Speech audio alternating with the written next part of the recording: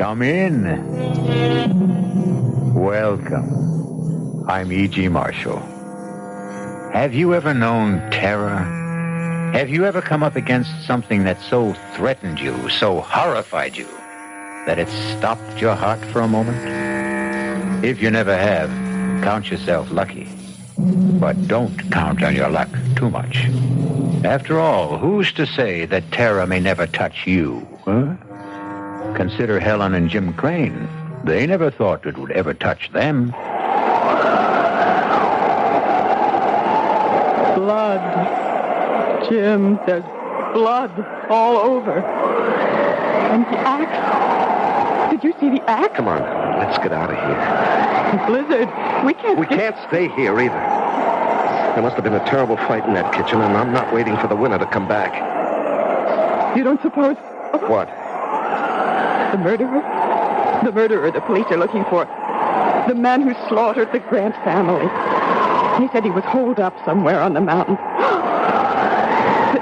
This cabin, maybe? You don't think... All I think is that we better get out of here.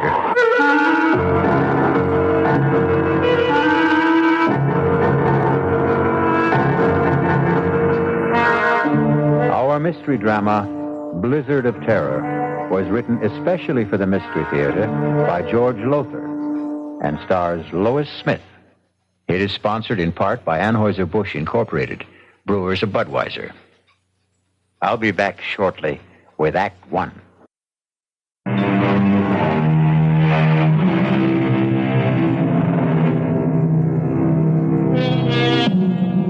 Dare you join me now in a blizzard of terror? Not so fast, not so quick to answer yes. Are your nerves in shape for what lies ahead? Have you promised yourself a good night's sleep? A promise you want to keep? In simple brief, are you who now listen to my voice ready to cope with terror? Very well. You made the choice, not I. Come along, then. Well, come on. That China will form no coalition with Russia in the foreseeable future.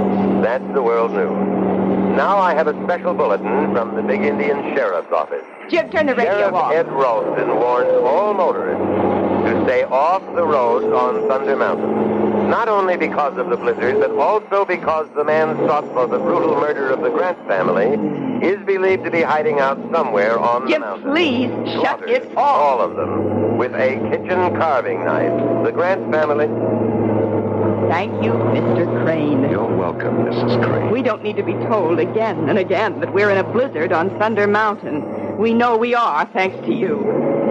I'm sorry. It's okay, skip it. Maybe it is my fault. Oh, Jim! Oh, wow, that was a close one. You know, I can't see the road. All I can see is snow. What's that? What's what? There, just ahead, back under the trees. A cabin? So? We better stop. Oh, no way. Jim. We're just managing to make it up this grade now. If we stop, we'll never get started If again. we keep going, we're sure to get stuck. Those snowdrifts out there are getting worse. Yeah, I know, We'd be safer in that cabin. we could freeze to death. Jim, please. For once, listen to reason. Okay, you win. You always do. Don't stop here. Well, you just said... But not here. The cabin's over there. If we drive in there, we will get stuck. You really are going to have to get new glasses. Can't you see the road? Oh, yeah. Tire tracks. Snowed over, but tracks. Those tire tracks, they mean somebody's there. Yes. Look. Smoke's coming out of the chimney. Ah, now, are you glad we turned in? I'm swooning with delight. You're angry because I was right. When are you wrong? When are you ever wrong? Oh, you are something. You are. You are really Why do we quarrel like this? Fly at each other every time. Well, maybe if you weren't so darned independent. Forget it. Okay, come on. Oh, this wind. Nice. It's so cold. Yeah. All right, let's get inside. Fast. Hello? Hello? Anybody home? Hello? Just open the door and go in. Well, I don't like to just barge in. Jim, under the circumstances. If you won't, I will.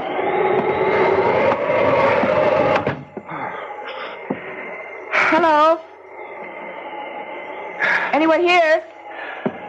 Hello? There must be somebody here. There's a fire smoldering in the fireplace. Here, look, there's a pipe in this ashtray. The tray is full of pipe ashes. Yeah. Oh, here's a coffee cup, half full. Uh-huh.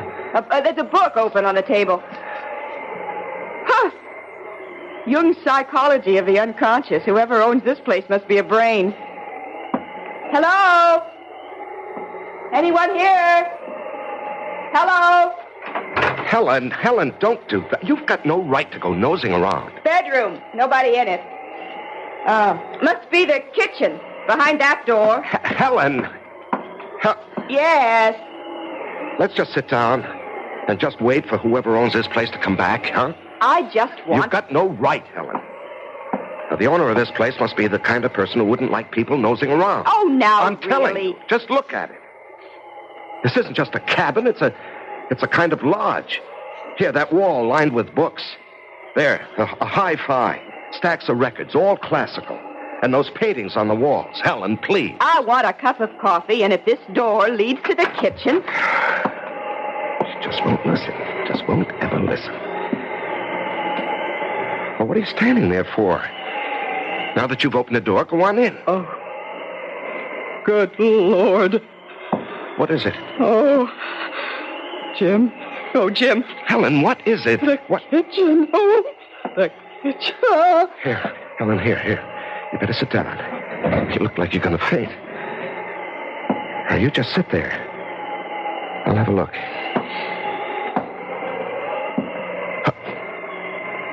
Oh, no. Oh, Helen, come on now. We better get out of here. My God. Oh, Jim. Blood all over.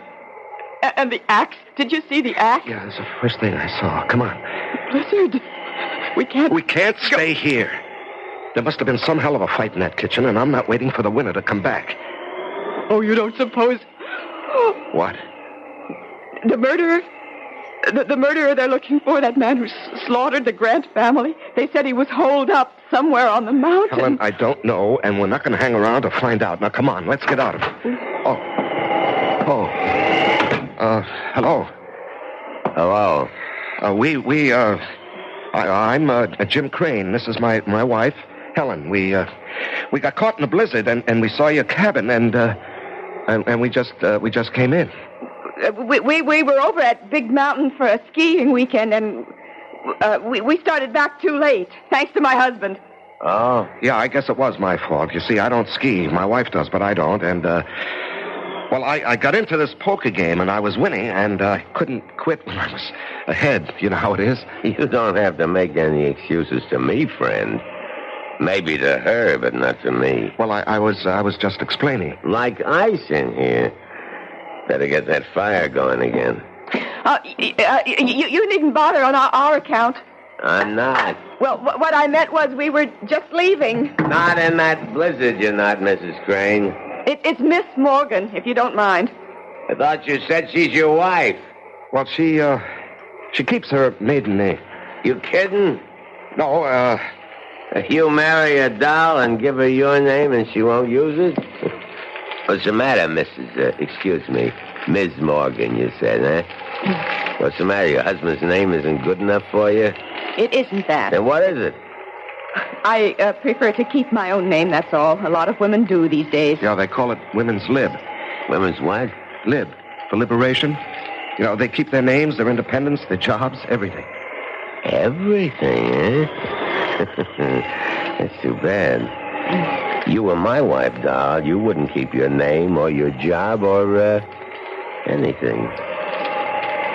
What do you do besides letting her get away with all this? Engineer. I'm an engineer. You drive a train? Oh, no, not that kind of engineer. Hydraulic engineer. Water power. Oh. Cigarette? No, thanks. I don't smoke. You? I don't smoke either. And I thought you... Huh? Nothing. You thought I what? Well, I noticed the pipe in the ashtray, so... Oh, well, yes, I do smoke a pipe now and then. Cigarettes, too. You haven't told us your name. Jake. Jake what? Jake's enough. We need more wood. I'll get it. Let's get out of here. No, we can't. Well, we've got to. He doesn't own this place. He doesn't live here. And from the looks of him, oh, good Lord, what a bruiser. He could be the murderer the sheriff's looking for. The blood on his clothes, it's all over his parka. Helen, we can't be sure it's blood. What else could it be? And what about the cigarettes? There's not one cigarette in that ashtray. There's nothing but pipe ashes. Yeah, that's true, all right. And he's stupid. Totally uninformed. He couldn't be the man who reads these books, listens to that music. He never heard of women's lib. He thought you drove a train. Helen, we can't leave.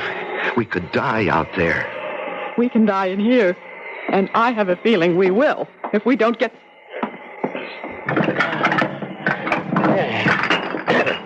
That'll hold us for a while.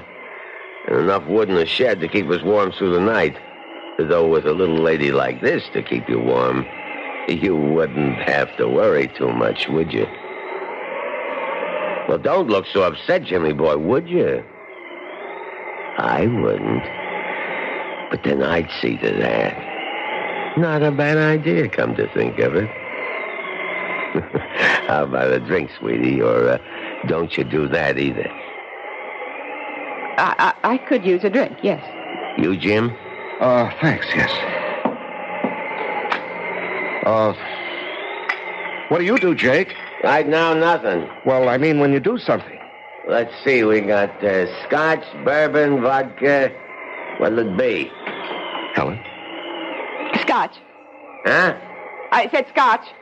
No, please? Excuse me, please. Jimmy boy? The same. Please. One thing you gotta say for men. They got better manners than women. Well, come on. Pull up to the fire here. Let's all get, cozy. That okay with you, Helen? It'll certainly be warmer by the fire. That isn't what I said. I know what you said. What'd I say? Here you are. Thank you. Showing better manners. Good. Thanks. That's better. Easy chair, warm fire, drink. That's much better. Nice place you've got here. It's all right. You must do a lot of reading, all those books. I read some, yes. Mm-hmm. I see you like classical music, too. Who are your favorite? Composers, I mean. Beethoven, maybe? Yes, I like Beethoven. Oh, me too. I'm especially fond of his 10th Symphony. Oh, yes, I go for that, too. Well, I don't know about you two, but I'm getting hungry. Could use some supper. How about it? Yeah, I could eat. You, sweetie? Oh, I suppose, yes. Good. But first, we'll have to clean up the kitchen. It's a real bloody mess out there, and I mean bloody. What do you mean bloody? Just said there's blood all over. All over me, too. See? Oh, yes. How, what happened? I didn't want to kill him. I had to. I surprised him out there in the kitchen, and he came for me. There was an axe, and it was the handiest thing, and I used that. I sank it into his skull, deep. I couldn't help thinking of the Grant family. The Grant? Yes, you haven't heard about that. Whole family down in the valley, slaughtered. Blood all over. Like out there in the kitchen. Well, we better get to it. You mean me? There's a lot to clean up. I can't do it by myself. Jim will help you. No, you will. I'd rather not. I didn't ask you whether you'd rather or wouldn't. I'm telling you. I'll give you 2 minutes to get out in this kitchen with me and get to work. There is no Beethoven 10th. Oh, Jim, what have we got ourselves into? Helen, better humor him. Go on now. You better go on out into that kitchen. I'm scared. I just can't be in that kitchen, not alone with him. Oh, you saw the way he looks at me, the things he says. Oh, don't worry. I'll protect you. You. Well, how about it, dollface? Are you coming? Yes. Yes. I'm coming.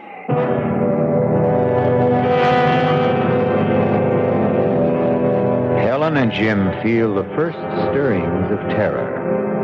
But worse, much worse, lies ahead for them. I'll be back shortly with Act 2.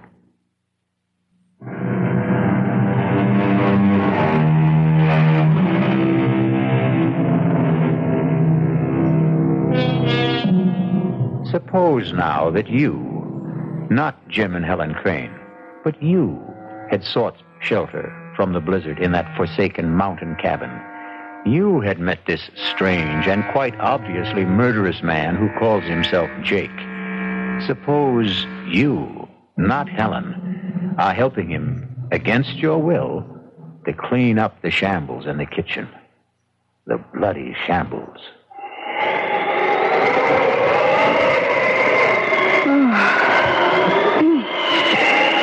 Well, that's it, I guess. The axe needs to be washed. There's blood all over it. Well, go on, wash it. I can't touch it. And not as liberated, wasn't that the word, as you thought? I don't see what that's got to do with it. I kind of got the impression you felt you could do anything a man could do. All right, I'll wash the axe. You start making supper. Well, what are you standing there for? Get busy. I don't know where anything is. Lots of canned stuff in that closet, and there's a can over on the wall. Think you know how to use it? I'll try. It's spunky, aren't you? Spunky. You know there was a killing in this kitchen this afternoon, and I was the one used this axe. You know that, but you got the nerve to stand up to me. Maybe too much nerve. There's beans and spaghetti, stew, and that's about it. What do you want? You decide. I figure you're good at deciding things. That's what's wrong between you and your hubby. How do you know there's something wrong? No sweat. 5 minutes with the two of you, and anybody could see you're too pushy. And him, he's too much the other way. Yep, like I said, you're too spunky. Somebody ought to take a little of it out of you. Get your hands off me. Oh, come on now. Now let me go. Oh, stop it. Stop it. Hey, what's going on? Oh. What's going on? Well, you might say I was starting to do what you should do, Jimmy boy. Well, don't try that again. You do. And you won't do any more than you're doing right now. Oh, no? Oh, no? Oh, Jim, please. It's all right now. No harm done. I'm not hurt or anything. What's the big deal, Jimmy boy? Little kiss between friends. What's to get psyched up about? Come on, chum. Let's you and me have a friendly drink while Helen gets supper ready. No, I don't want to. Come on. You know how to use that can opener, sweetie? I'll manage. That's my girl. Scotch, right? Yeah. Oh, I see you tried to use the phone. Don't look so surprised. You put it back the wrong way around. The phone's dead. I could have told you that. The wires are down, I guess. No. I cut the wires. You cut? I see. You drink, Jimmy boy. Cheers. Oh, and by the way, in case you've got any other ideas about getting help, those guns over the fireplace aren't loaded. And neither is that revolver on your mantel. Jake, Yeah? I'll make a deal with you. What gives you the idea that you're in any position to make a deal? I'm not, but you've got aces back-to-back. I know that, but I'm still in the game, Jake. You're a good poker player. You're bluffing, but I'd never be able to tell it in your face. Are you going to listen? All ears. Let us go, Helen and me. Let us go, and we won't say a thing, not a thing, to anybody. About what? What? You know. I don't know. Look, I don't want to spell it out. You got no choice. I hold aces back-to-back, like you said. All right. My wife and I, we have a pretty good idea who you are. You know that, or I wouldn't be telling you. Uh-huh. So, what you're thinking, once these two leave here, they'll contact the sheriff and give him a lead on me. Well, all I want to say is, just give us a break, and we won't say a word to anybody. Thanks. I appreciate that. And in return, you just let us go. Who's holding you? Well, you know what I mean. We can't go now, not with that blizzard out there. I mean, tomorrow or the next day, whenever the plow comes through and clears the road. I mean, I want you to let us live. What for? Answer me that, Jimmy boy. What for? Well, that's a crazy question. Yeah? Let me tell you something. Tell me. You in love with your wife? You can't answer that, huh? She in love with you? Can't answer that either, huh? Can you? How long you been married? You can answer that. 3 years. What happened, Jimmy? What happened between the time 3 years ago you two couldn't wait to get married, I'll bet, and now, when you can't wait to get divorced? You are thinking about divorce, aren't you? Well, we don't get along, that's for sure, but what? You're at each other's throats day in and day out, right? Nothing but fights, arguments, frustrations on both sides. From the minute you get up till you go to bed, right? Am I right? Yeah, you're right. And you want to live? For what? Well, you keep hoping things will change. They won't. Unless you make them change. Very few ever do. They keep hoping right into the grave, hoping. Like the Grants. Why did you kill the Grants? They killed themselves. They were dead long before they were put out of their misery. Like you and her. I'll make a deal with you, Jimmy. I'm listening. You give me a good reason why you should go on living. And it's a deal. We want to. No. You just don't want to die.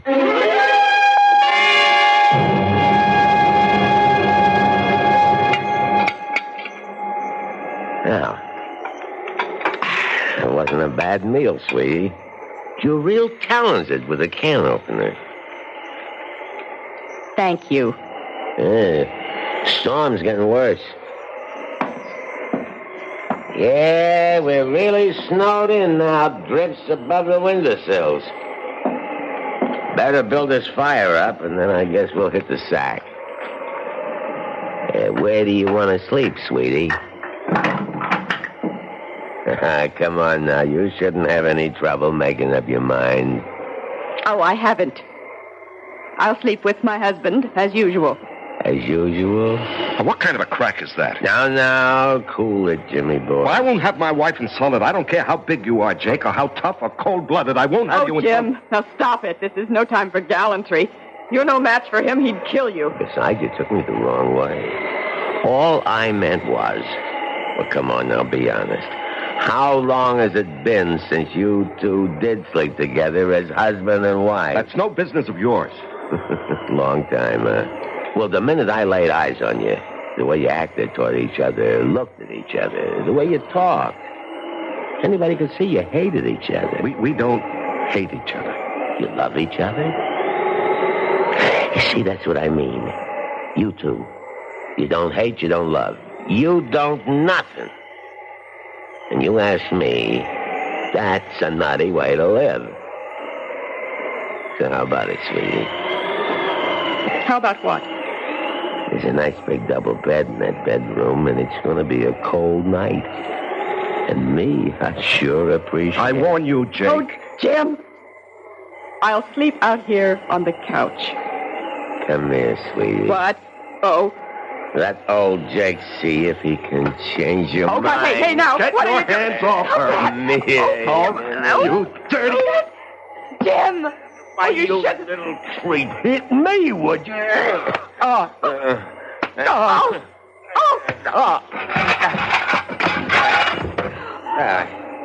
I guess I will hold you for a while, Jimmy boy. Now you, dog. Oh, no. Come here. You can kill me if you want to. You could torture me for hours, but I would never.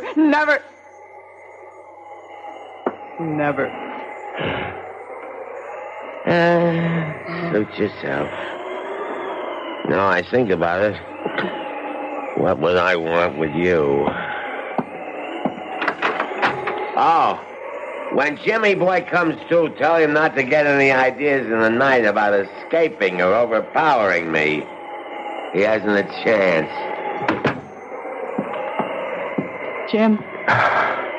Jim? Oh, I'll be okay. He sure packs a mean wallop.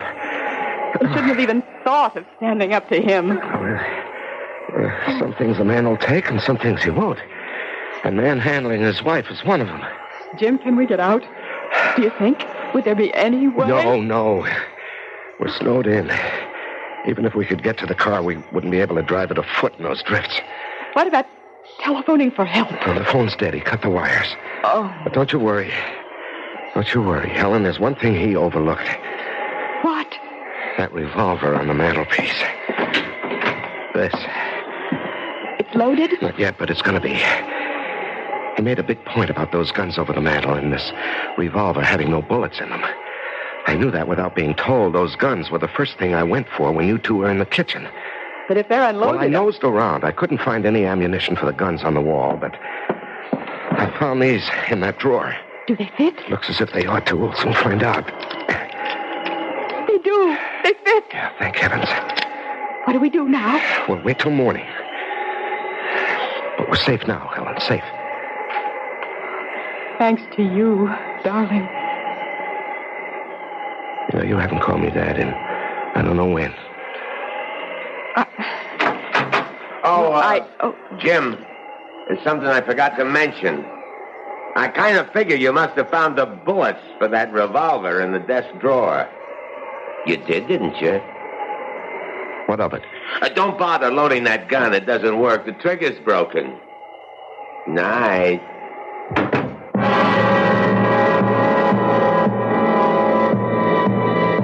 Helpless once again, Jim and Helen can only stare at each other as fear touches them with icy fingers.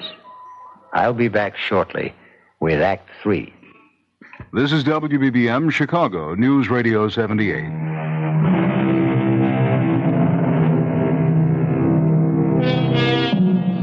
Terror's icy fingers grip Helen and Jim Crane as they face all but certain death at the hands of Jake. Curious, though, isn't it? Even strange that their fear, shared in common, brings them closer to each other than ever before in the 3 years of their marriage. Strange. Curious. Jim? Oh, I didn't know you were awake. I've hardly slept. Sorry, I've done the best I could with this fire through the night to keep the room warm. I know.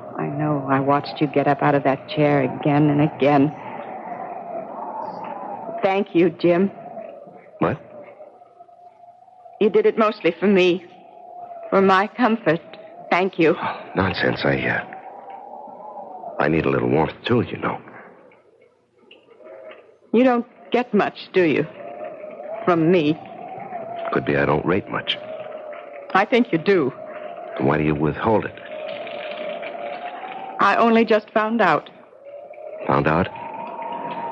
It wasn't the cold that kept me awake through the night. It was thinking about Jake. Oh. And us. Yeah, well, we'll manage a way out of this. I don't know how, but we will. I wasn't thinking about that. I was thinking about something he said last night. He said, we don't hate each other, we don't love, we don't nothing. And then he said, you ask me, that's a nutty way to live. Well, it is, isn't it? If what he said was true about us, but it isn't. It is. Not for me. I did a lot of thinking, too. I love you, Helen. I always have. It's just that... Yes? I don't know. It seems I can't reach you anymore. Something happened to us along the way, and I can't figure out what it is. I think I can. Tell me. I don't know. I think maybe it's just the times we live in. I mean, oh, well, take women's lib. I don't see anything wrong with women's lib. The fact is, I'm all for it if it doesn't go too far. It did with me, I think. Oh, I don't know. I do. I wanted to be... I still want to be my own person. Myself. Me. The last thing I wanted was to be dependent on anyone, and I guess especially on you. But last night, oh, Jim, I was scared. And when you fought for me, when you, well, you just went for him like a raging animal, Jim, and you did it for me. I know you wouldn't have done it for yourself, or maybe for anyone, but you did it for me. Oh, Jim, I needed you. I really did need you. Well, maybe the truth is...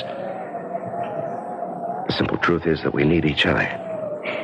I don't mean just you and me, but everybody. I mean, we're all in the same boat, aren't we? Same world. We are dependent on each other, so... Why do we fight it? I'm not fighting it anymore. I made up my mind to that during the night. Jim. I love you. You are a wonderful husband. Only I just never gave you the chance to be. Oh, Helen, sweetheart. Oh, I do love you. Oh, Jim, I do. Oh, I do. Oh, dearest. Well, look what's going on here. When did you two scrappers become lovebirds? Never mind. That fire needs building up. Get some wood, Jim. It's out back in the shed. Okay. So, you think you've fallen in love with your husband all over again, eh? You were listening. You overheard. Blast myself sake. I don't see anything funny about it. You wouldn't. You believe it. So does he. Fact is, the two of you are in the same boat, and know you better row together or else. Or else what? You'll find out, sweetie. What will you take to let us go? Kind of putting the cart before the horse, aren't you? Go where? The blizzard has stopped. But those drifts out there must be 6 to 8 feet high. They must plow that road. They have to keep it open. A plow is sure to come through, if not today, tomorrow. Could be. Well, then. Well, then what? Don't kill us. Let us go. Why should I? I'll give you anything you want. I'll do anything you want. How do you know what I want? What makes you so sure you can supply it? You've made that plain enough. Jake, I beg you, let us live. At least, let Jim live. And I'll do anything. Anything. Oh, Jim! Oh, what happened? Jim. Oh, I was bringing an armful of wood, and I stepped on a log. Oh, twisted my ankle. Here, let me give you a hand. Here, just lean on me. Now, take it easy. Jim, dear. Easy now, easy. There, sit right there. Let me get that shoe off. Let him get it off himself. He's no cripple. You get out in the kitchen and scare up some breakfast. You heard me. Oh, the pain. See if you can stand on it. Stand? Try it. I can't. I'm helpless. Oh. Yeah. Oh. Real helpless.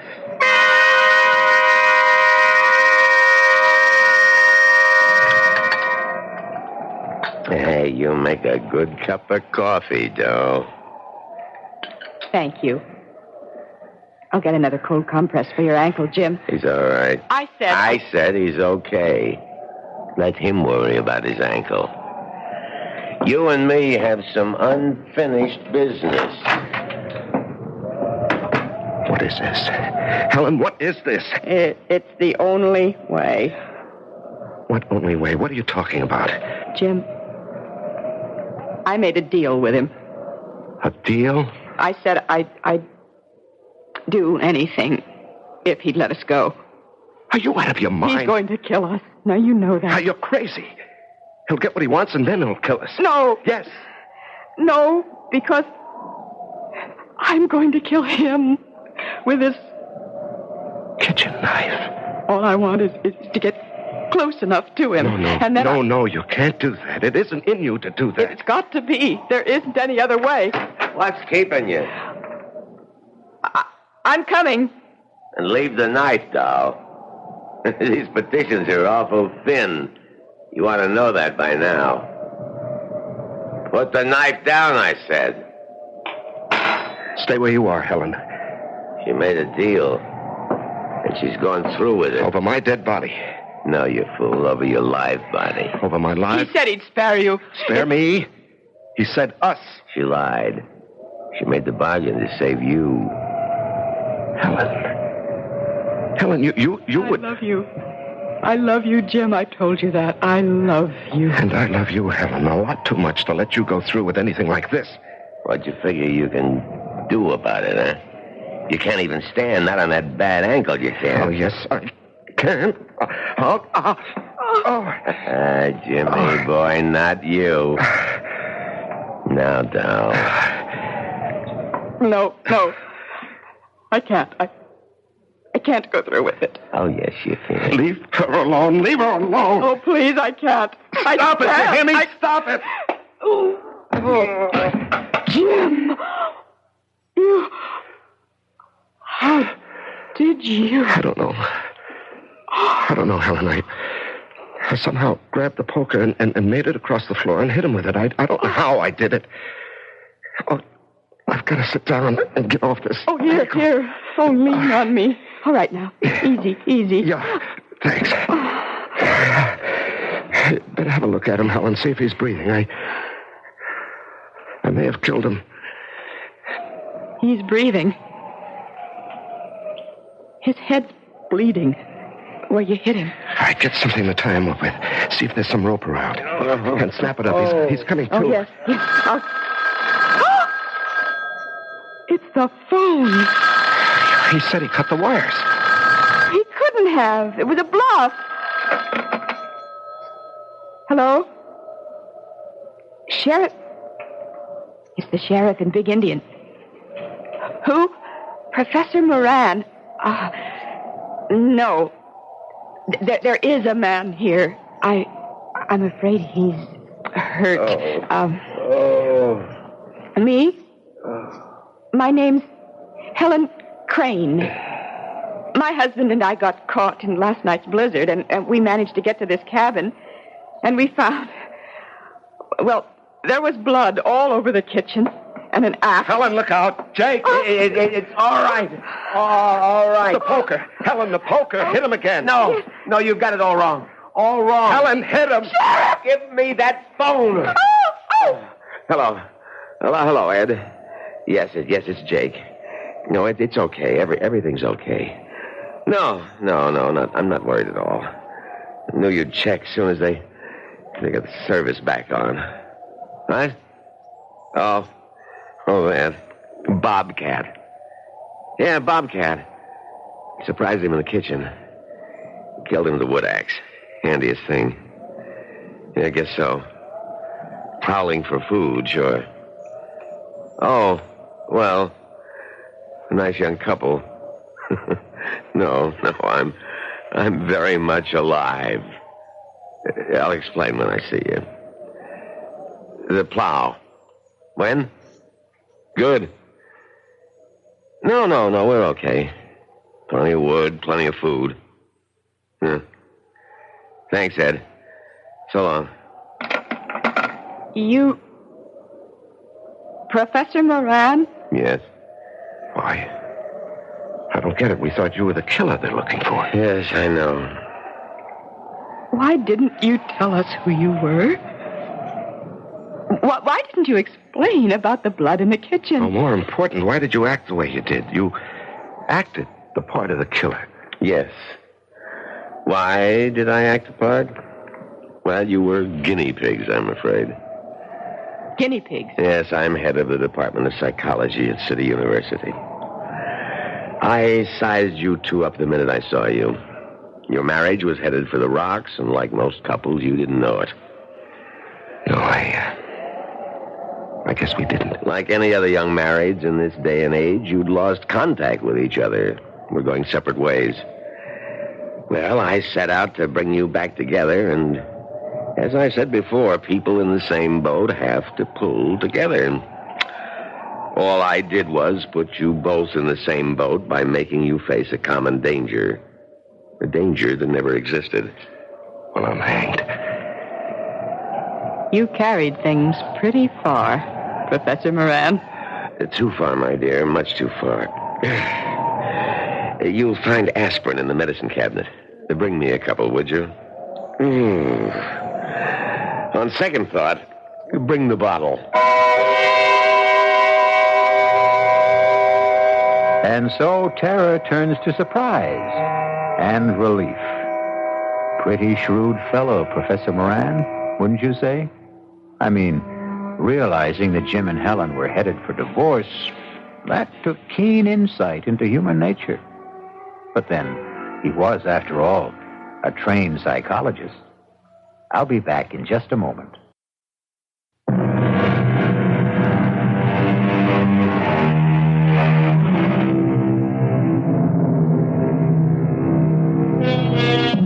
Marriage is two people in the same boat. A cliche, of course. But the very core of every cliche is truth. All is not gold that glitters. A stitch in time saves nine, and so on. I couldn't help thinking that all humanity is in the same boat. And what an infinitely better and happier world it would be if we all learned to pull together. Our cast included Lois Smith, Larry Haines, and Leon Janney. The entire production was under the direction of Hyman Brown. And now, a preview of our next tale. I don't want your wife on board. This voyage has begun. The course is set, and it will not be changed. May I remind you, Captain, that this is my ship. Now, this is my ship, Mr. Ames. My ship. From port to port. Your ship in the harbor, mine on the sea. My ship. Here I give the orders. Here I expect to be obeyed. In the name of all that's reasonable, man, in view of our business, can't you see this is no place for a woman? There's only one place for Annabella. My wife remains at my side. But on a slave ship. By my side, do you hear? By my side. Now, we'll hear no more of this. For by the living God, owner or not, I'll clap you in irons. Radio Mystery Theater was sponsored in part by the Kellogg Company, makers of Kellogg's Special K cereal. This is E.G. Marshall inviting you to return to our Mystery Theater for another adventure in the macabre. Until next time, pleasant dreams.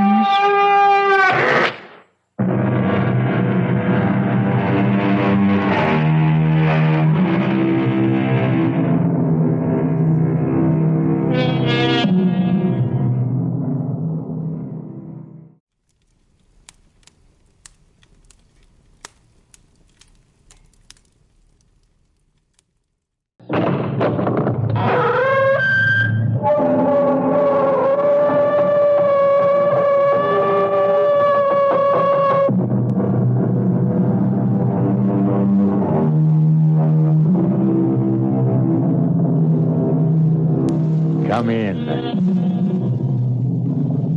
Welcome. I'm E.G. Marshall.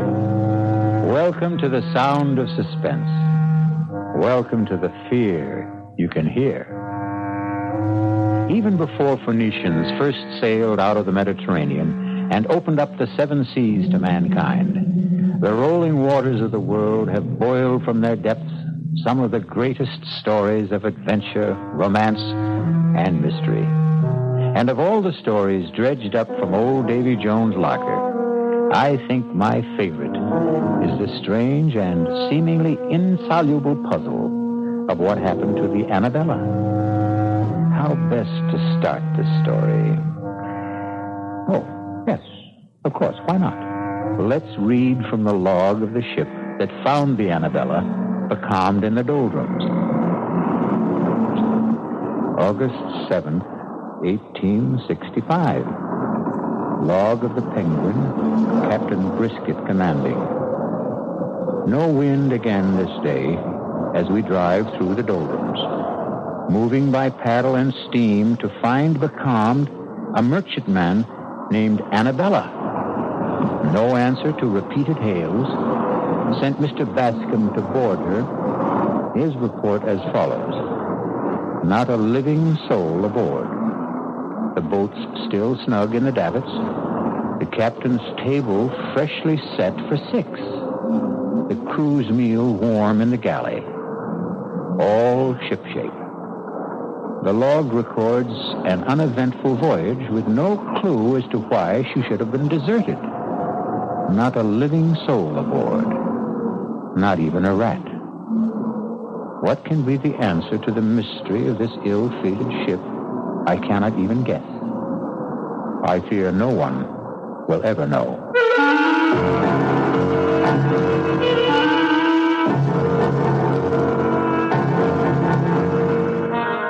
Our mystery drama, Sea Fever, was written especially for the Mystery Theater by Ian Martin and stars George Mathews and Bret Morrison. It is sponsored in part by the Kellogg Company, makers of Kellogg's Special K cereal. I'll be back shortly with Act One.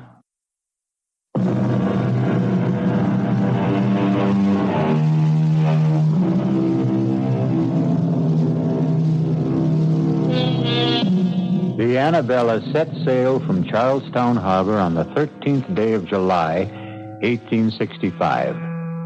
Her captain was Josiah Adams, a huge and forbidding giant of a man. And all the rest on board were as choice a crew of cutthroats, thieves, and murderers as you could set between bulkheads. There was one woman aboard and 19 men, including the cook and 2 passengers. And the mood of all of them was ugly. In the forecastle, the boatswain led the grumbling. I tell you, Briggs, I saw 'em. 6 of 'em, running down the after hawser like old Nick was after 'em. 6 of 'em, Briggs. I don't like it. When the rats leave a ship, it's a nasty sign. I don't like much about this ship. 7 men on the crew shanghaied, no cargo aboard, and sailing on the 13th. Still, the pay is good. When we get it. If we get it. Now, you don't think we're the owner aboard? Oh, no, it ain't Mr. Ames that worries me. It's Captain Josiah Adams. Not much gives me a turn, but he does. I'm big, but he'd make twice of me. More like an ape than a man. Strong as one anyway. Yeah. Or like a bull, as you might say, if the liquor hasn't rotted his vitals. He's got a scowl on him like the colic was at him. Colic? There's no colic that's eaten him. You ever seen him without his cap? Huh. How often does a forecastle hand see a captain bareheaded? What do you mean? It was when I piped Mr. Ames aboard. I went to his cabin to tell him the owner was on ship. He opened the door and I saw him. His head, bald as a white turnip, and his scalp as chewed up as the riptide off Chatham Light. I don't get you. They say he lost his last ship in Hudson Bay. He was washed ashore and found his way back to the States overland. The Indians caught him and... You mean... I scalped him. And he lived. You see? So that explains his sour face. He mightn't be a bad master at that. I wouldn't count on it. make his heart is as black as his skull is white. Don't forget the rats. Here's 4 bells. Your trick at the wheel. Best not keep Mr. Peabody waiting. Come on. What more do you know? Why don't you ask the captain himself? I think you're full of wind. I'd best get to the helm. You're afraid to ask the captain, Briggs. Why don't you ask the mate? Just this way. Tell me, Mr. Peabody, where are we sailing with no cargo? Why did we have to Shanghai half a crew? Take a leg there, Briggs. Your leg. 4 bells sounded and gone. Stand to the wheel. Aye, sir, Mr. Peabody. Mr. Peabody, sir. Yes? It's like I was wondering to myself, as it might be, where are we headed for, sir? Africa.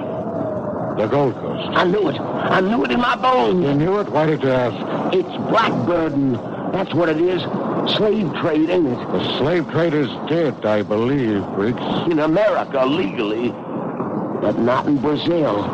They still pay fancy prices in Brazil. That's what it is. I might have known. And if it is, would you object? Me? Not if the pay is high enough. One question, sir? Any further questions or answers you'll have to get from the captain. Mr. Haines or his fellow passenger, Mr. Rogers. After you've stood your watch. They're in the cabin if you'd care to risk it. Ah, sir.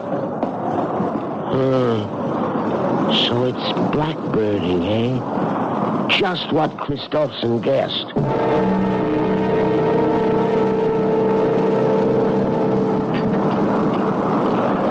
Wine, Rogers. Sherry from Spain. Sharpens the appetite before dinner. Something will have to wet mine. This miserable tub rolls like a horse in mud. Well, you'll soon get your sea legs. No small need of them I'll have where I'm going. You'll need them to get there. To the Gold Coast, Mr. Rogers. The Gold Coast. Heat and dust and flies and traffic in human bodies. Slave trader Rogers. A fine job for a fine gentleman. Would you prefer a prison cell? The past is dead. I stole from you and was caught. You let me choose whether to rot in jail in poverty or in Africa in luxury. I chose the second. Now, in heaven's name, let's forget the first. Gladly. More wine. As much as you desire.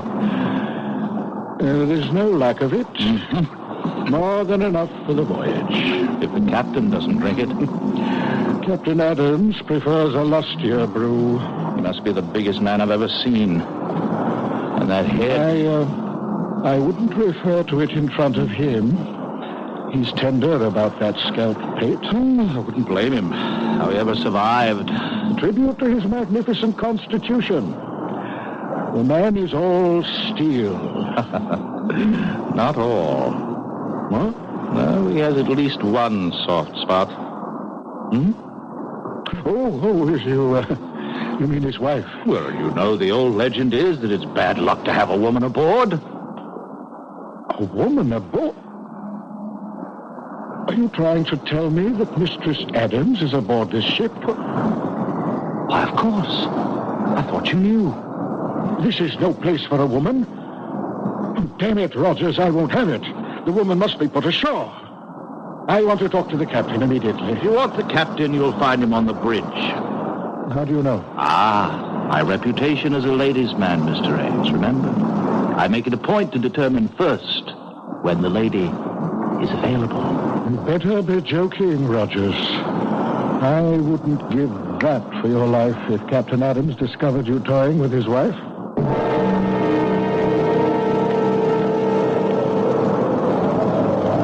The wind's freshening, Captain. That's God's worry and mine, Seaman, not yours. Hold it to the point. Aye, aye, sir. Captain Adams. What is it, Mr. Haines? A word with you, sir. No. What? You heard me, and get off my bridge. No one sets foot behind the wheel except on my orders or invitation. Then, sir, I take umbrage at your attitude. Take what you will. My only concern when I'm on this bridge is the sailing of this ship. Now, will you take yourself off it? I'll meet you after the watch. 6 bells in the saloon, and you can have your word with me. I'm afraid that's not good enough, Captain. You forget... Good enough or not, it will have to serve. Now, will you go below, or do I have to throw you off bodily?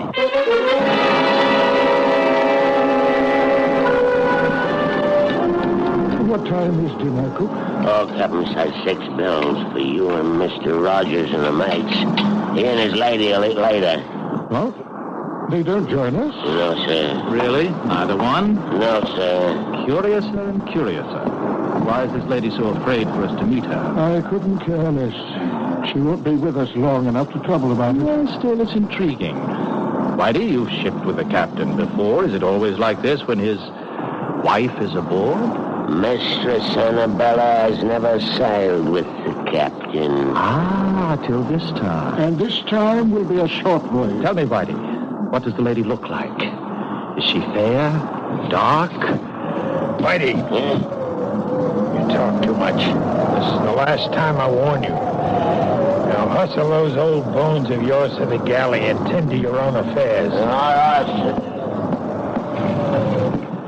You want to know what my wife looks like, Mr. Rogers? Oh, a natural curiosity, surely? Then let me satisfy it. Once and for all, Annabella is as lovely as I am ugly. Ah, and we are not to meet the lady? No, we dine alone, tonight and always. One further word to you, Mr. Rogers. My wife is on board this voyage because I've decided that I will never go anywhere without her, nor will she go anywhere without me. We cling to ourselves, Mr. Rogers, and need no other companionship. I want you to understand this very clearly. You need have no fears for your wife's privacy. But by tomorrow, I want her off this ship. What? I'm ordering you to turn about. You could have saved time and trouble had you let me tell you earlier on the bridge. Turn about for where? Back to port. I don't want your wife on board. This voyage is begun. The course is set, and it will not be changed. May I remind you, Captain, that this is my ship. This is my ship, Mr. Ames. My ship. From port to port. Your ship in the harbor, mine on the sea. My ship. Here I give the orders. Here I expect to be obeyed. In the name of all that's reasonable, man, in view of our business, can't you see this is no place for a woman? There's only one place for Annabella.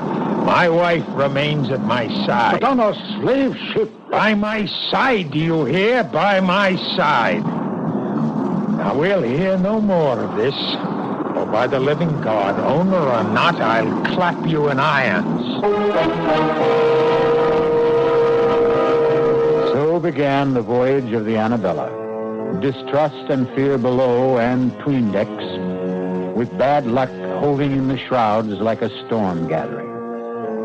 Her bow cut the water with good speed, but it was towards the wake the crew's eyes turned. For the legend is that Davy Jones swims the wake of any vessel marked for his locker on the bottom of the sea.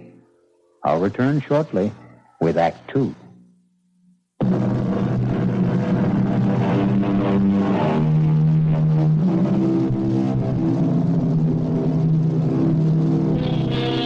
For the first week, the Annabella sailed southeast by south, beating down towards the tropics. The crew still grumbled, and Rogers strove to drown the irresistible temptation to try and catch a glimpse of the captain's wife by drinking steadily. 2 things served to deter him: the captain's wary vigilance and his fear of the sheer brute strength of the man. But once the ship veered due east and the mounting seas demanded more and more of the captain's time on deck, Rogers' courage and desire began to grow.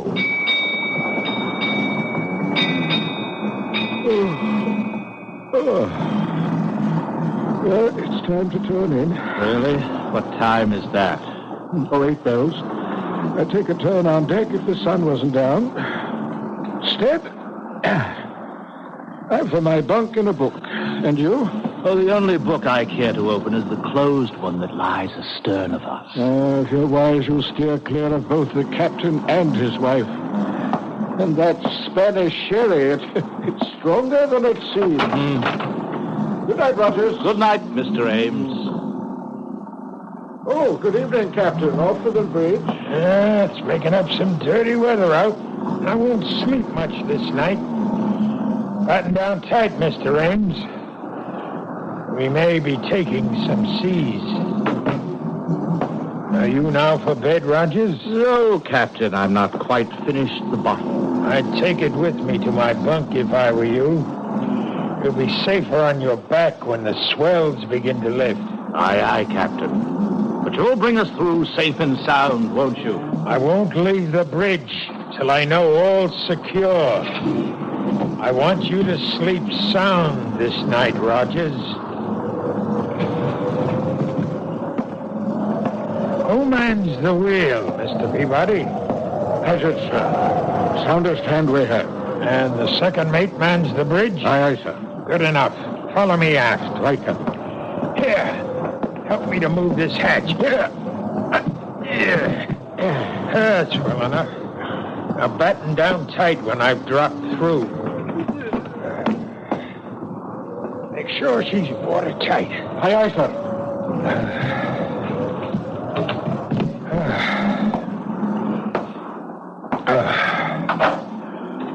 Who's there? Who's there? Oh, Josiah. I thought you were going to the bridge. I intended you to think so, Annabella. Disappointed to find me back so soon? Disappointed? No. But how did you come back? Through the stern hatch. But why? I had my reasons. You're sure you're not disappointed that I returned? No, dear. You don't find it lonely shut in here in the cabin? Well, sometimes. I'd like to go on deck and feel the fresh, salt breeze on my face. And meet the crew or the passengers, perhaps?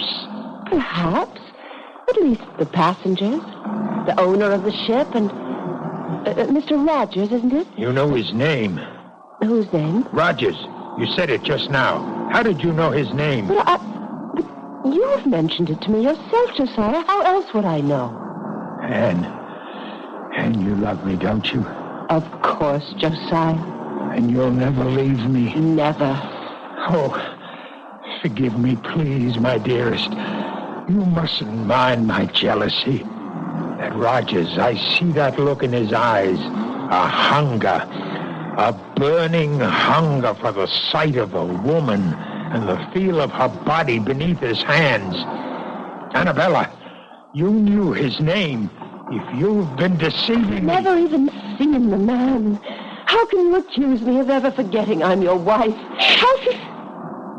What is it? Someone's coming to the cabin. Who is it? I don't know. Who is it? Josiah, what's in your mind? Whoever it is, I swear. Go in the inner cabin. But you... Do as I say. Very well, Josiah. Mistress Adams, are you alone? Come, I know you are. I saw the captain off to the bridge for the night. Will you allow me to introduce myself? Thomas Rogers, gentleman, at your service. Can I persuade you to share tonight's vigil and join me in a glass of sherry? Oh, how kind of you. The sight of a pretty face. A pretty face, Rogers? Captain Adams. Mine was not the face you expected to see. Oh, you see, I thought you'd gone to the bridge. So you did. Won't you come in? Well, I think perhaps... I said come in.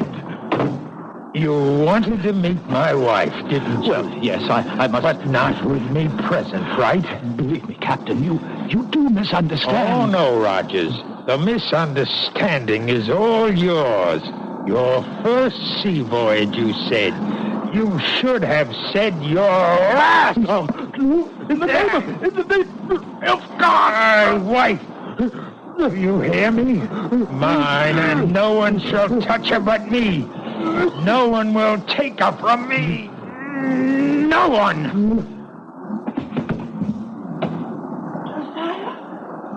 happened. I heard it. Oh, you killed him. I should have snapped his neck like a chicken, but I wanted him to suffer. But how could you? He was nothing to me. No one shall have you but me. Josiah, aren't you afraid? Afraid? The owner, the crew, everybody on board. When they find They out... won't find out. No one knows he's here. He'd make very sure of that. His body will go out the stern window and into the sea. Men have fallen overboard on a rough night like this, especially drunken men. No one will know what happened to him except you and me.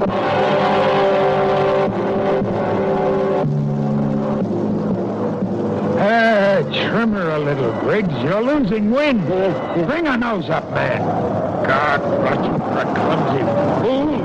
Here, let me have the wheel. Aye, sir. Your eyes, you lost way on her. Sorry, Captain. The wind just veered a couple of points. A sailor should smell a wind change. Yes, but I Save your excuses. You think you can hold her on this tack? Just try me, Captain, sir. Here, then. But keep her running, all right? Yes, Mr. Haines. Got a word with you below. I can't leave the bridge. Have I your permission to join you? If you insist. I was searching for you, sir.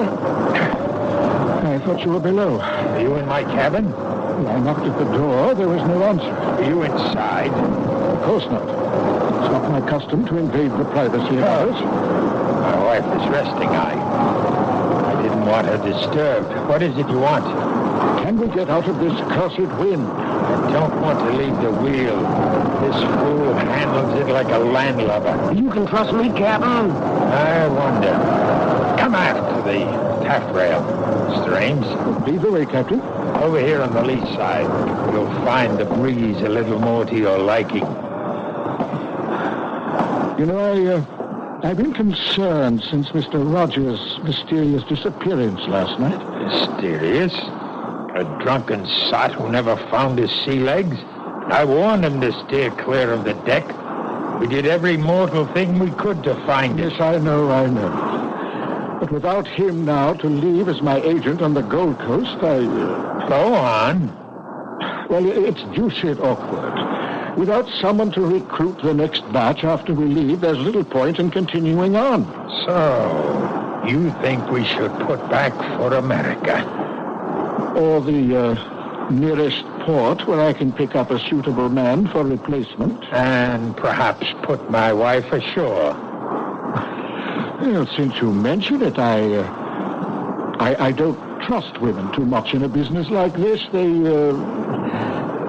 They talk too much. Just drop her at whatever port we touch. Well, I should be glad to make sure she's suitably settled, if you wish it. If I wish it. Do you take me to be mad, Mr. Haines? Mad? Why, believe me, sir, nothing... Don't you think I see through your childish subterfuge? Leave Annabelle with you while I sail off to the ends of the earth? No, please, You too trying to steal her away from me. But you can't have her any more than Rogers could. Captain, your wife means nothing to me. I'll make sure she doesn't. Just as I made sure with Rogers. Then it was you who... Yes, I killed him with these two hands. And he disappeared. Just as you will. No! She's mine. Only mine. No one can have her but me.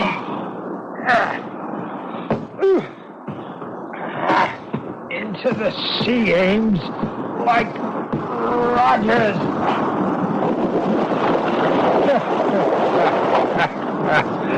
The sea can hold her secrets. You all right, Captain? I thought I heard a... Briggs, I told you to mind that wheel. Well, I put the lash on it, sir. I thought I heard a cry, and said I could trust you.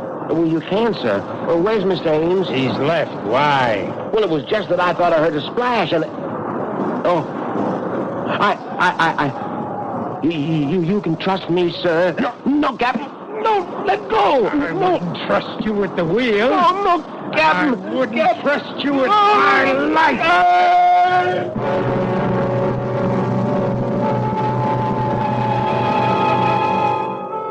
Two more overboard.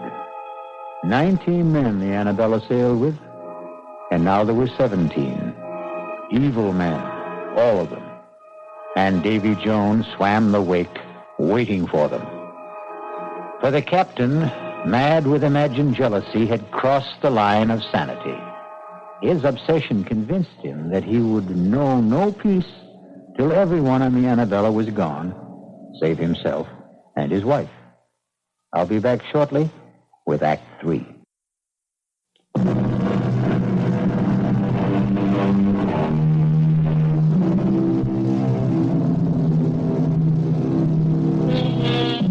The squall that blew up so suddenly on the Annabella proved to be a full-fledged hurricane that so fully occupied all aboard that there was no time to question missing men.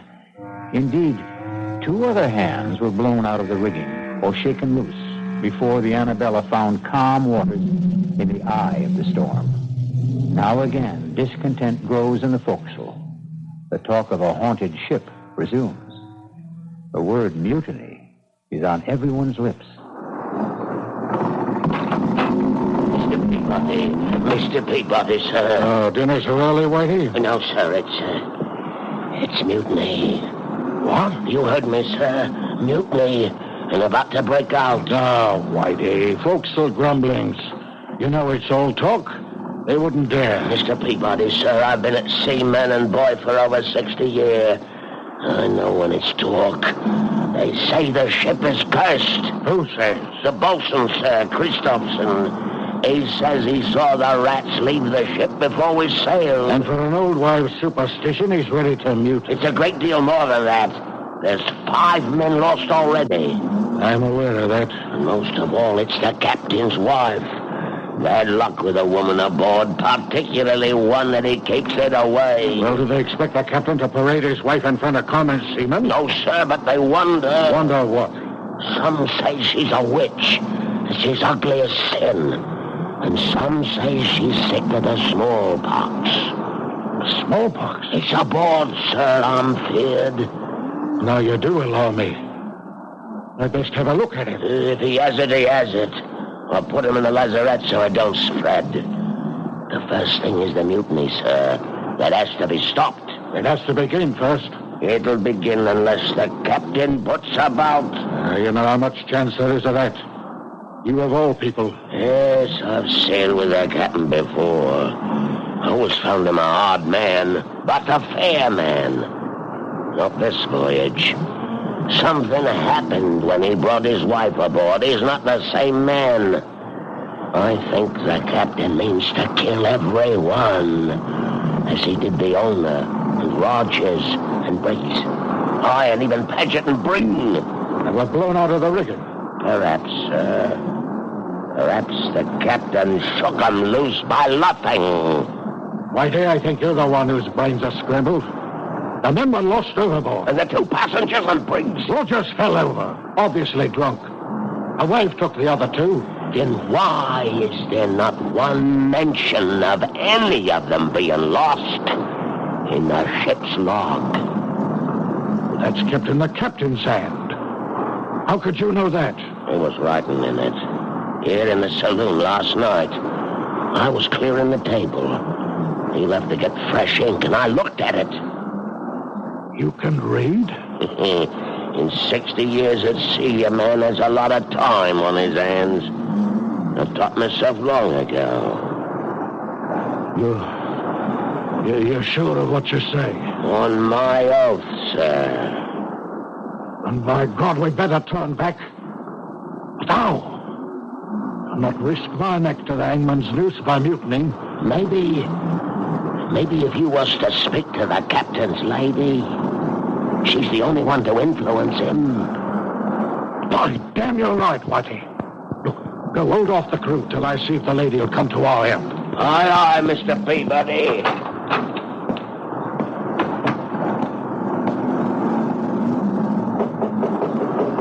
Mistress Adams? Mistress Adams? It is Mr. Peabody, first mate under the captain. Can you hear me? Mistress Adams. I wouldn't disturb you, but the matter's urgent. Mr. Peabody, may I ask what you are doing? Captain, I wanted to talk to your wife. My wife is indisposed. She's a poor sailor, and these last days have worn her out. How dare you disturb her? I think the matter urgent. Attend me in the saloon, Mr. Peabody. First, let me see to my wife. Aye, sir.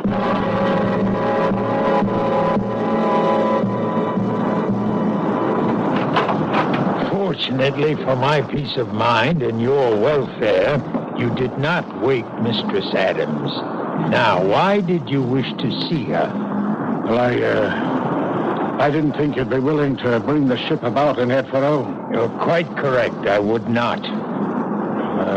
Feeling sure of that, I hope to enlist Mistress Adams' aid in persuading you to change your mind.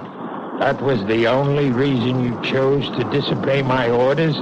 That no one was to approach my wife? And what other reasons, sir? What other, indeed? Why would you be so anxious to turn for home, Mr. Peabody? Because otherwise you face a mutiny, Captain. Mutiny? Aye, damn. I could ask for nothing better than to cut down some of the forward scum. If I didn't wear my pistols at all times, I'd have a knife between my ribs before this. Mutiny, eh? And if they do, where do you stand, Mr. Mate? I'm an officer, sir, but unarmed. We'll remedy that. Fetch the second mate while I break out the arms. Then we'll muster the crew on deck and have this out. Aye, sir. What about the bosun? The Stosen? No. I won't put firearms in his hands. The three of us can stand them off. Turn back, for a pack of lily-livered swine. I'll see us on the bottom first. Now hark to what I tell you.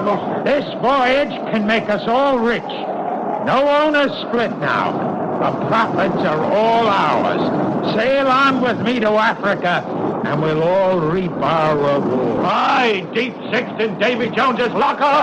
Speak for yourself, Mr. Christopherson. Or all. For both. This ship is cursed. Turn back and we'll make it happen. You question my orders? I say to hell with your orders. Mr. Peabody, sir, you know what's happening aboard this ship. We'll sail under you. Will you stand by us, sir? Well, Mr. Peabody, where do you stand? You see where my pistol is aimed, Captain? At me. I suspected something like this when I found you below at my cabin. What would you do now? I'll ask for your pistol, sir. I'm taking over the ship. But I guarantee you safe conduct home. And my wife? Your wife, too, of course. And if I refuse? Don't make me pull this trigger, sir. That's just what I intend to do. Don't come any closer. You fool! Do you think I'd have handed you a loaded gun, knowing what was in your mind? Punishment for mutiny is death. Well, who's next? Who else wants to go on trial? I thought so. We'll smell the wind. The hurricane's coming back. To the rigging, all of you. And reef sail, or by heaven... Reef them yourself, old baldhead! We've taken our last order from you, you murdering devil! Go back to your cabin and tell your wife... I warned you, Christopherson! Captain Josiah, some are armed. You should never have started this. Never started it. It's just what I want. I want to be rid of you scum. Now I have my chance. Turn back to where I will lose Annabella forever. Never! Never!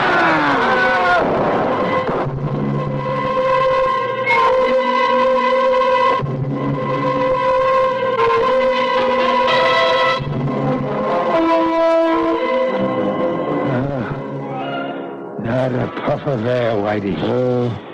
the wake of the storm, we'll lie here wallowing in the doldrums for God knows how long. It's as well, sir.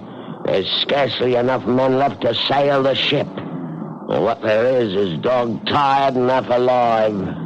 How many left? Timmins died this morning.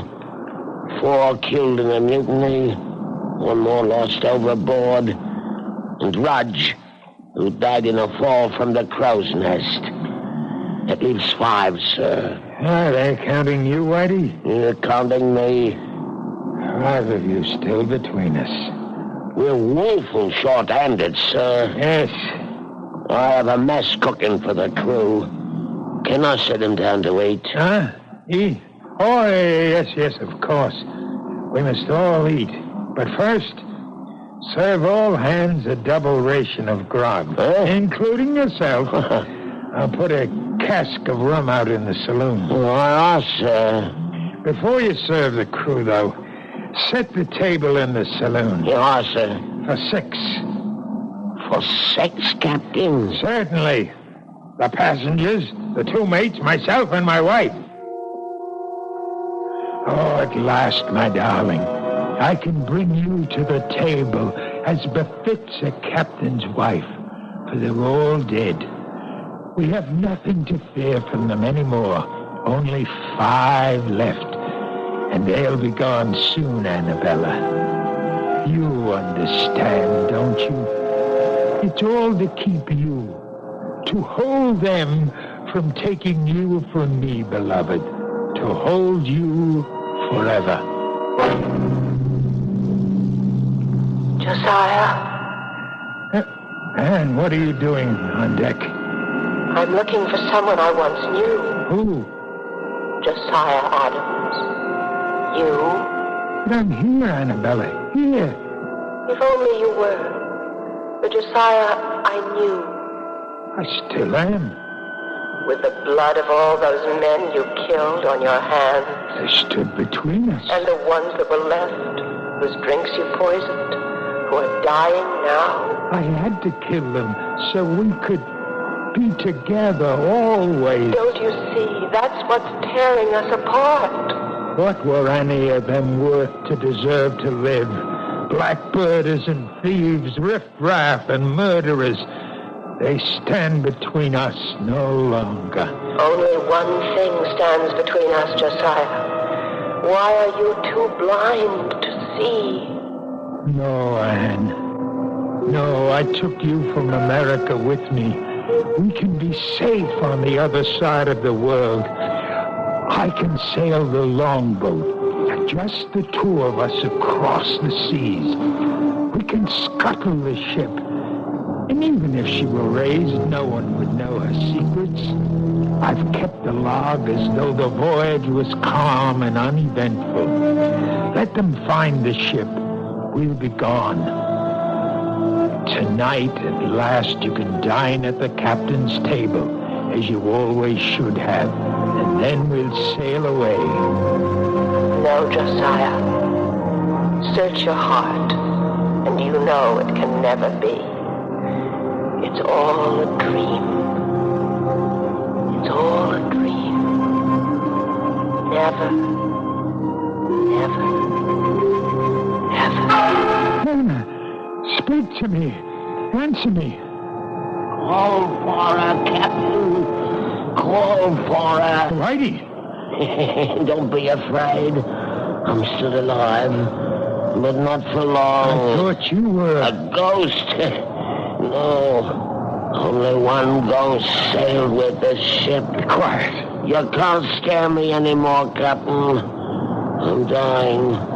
But your wife... What about my wife? She's dead, Captain. No! She always has been. Long before we ever sailed. No. Yes. Killed when the Indians got you. Dead for over 2 years. No. It had to be, Captain.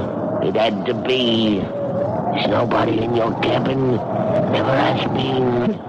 Don't you think I didn't know? Didn't I see her die before my eyes? But I cheated death, and I cheated him of her. I took her away with me to the ship. I had to keep her alive. I had to. And you had to kill all of us to do it. Because all of us, alive, were proof that she wasn't. It had to be. And you're alone at last. Or will be. All of us are dead, save me. And I'm almost gone. I'll be alone at last. And I can bring her to my table, like the lady she is. The table is set for 6. But there'll be only one of you there, Captain. Or 5. The dead don't mix with the living. There's only one way to find your wife again. Only one way. The last of them. Annabella, we're free. Annabella, where are you? Annabella, Anna, come to me. Annabella, Annabella. I know you died long ago in America, but you lived on in my mind, in my heart and in my blood. I thought if I took you with me to the sea, away from the land where I dug your grave, you could still live and breathe for me alone. There's only one way to find you at last. Oh, Annabella, forgive me, love, for all that I've done. I'm coming home to you.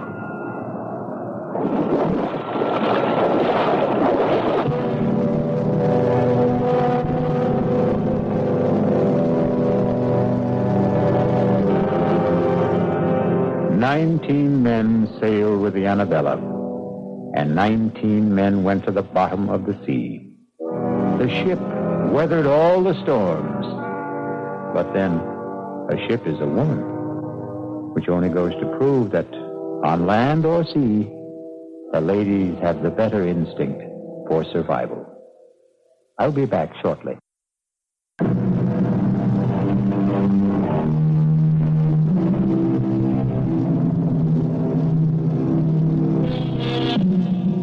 Somewhere in the green depths, I wonder if the captain sits presiding at his table. But if he does, there's at least one empty seat. For Mistress Annabella died on land. She'll never come back to the sea, or him. Which seems fair enough, wouldn't you say? He didn't exactly deserve a happy ending. Our cast included George Mathews, Bret Morrison, Marian Seldes, Janney, and William Redfield. The entire production was under the direction of Hyman Brown. Now, a preview of our next tale.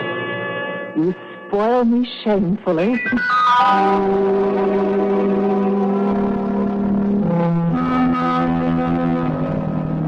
And that night, I spoiled her just a bit more by bringing hot cocoa to her in bed. Oh, Richard, you shouldn't have brought it. But I know how you like your hot cocoa before retiring, honey. You can't get to sleep without it. No, but Parker could have brought it to me.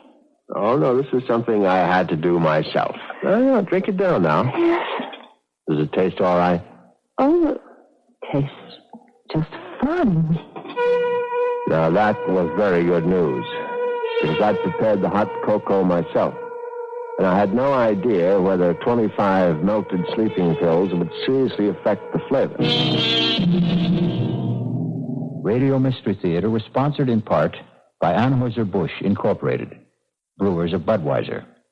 This is E.G. Marshall inviting you to return to our Mystery Theater for another adventure in the macabre. Until next time, pleasant dreams.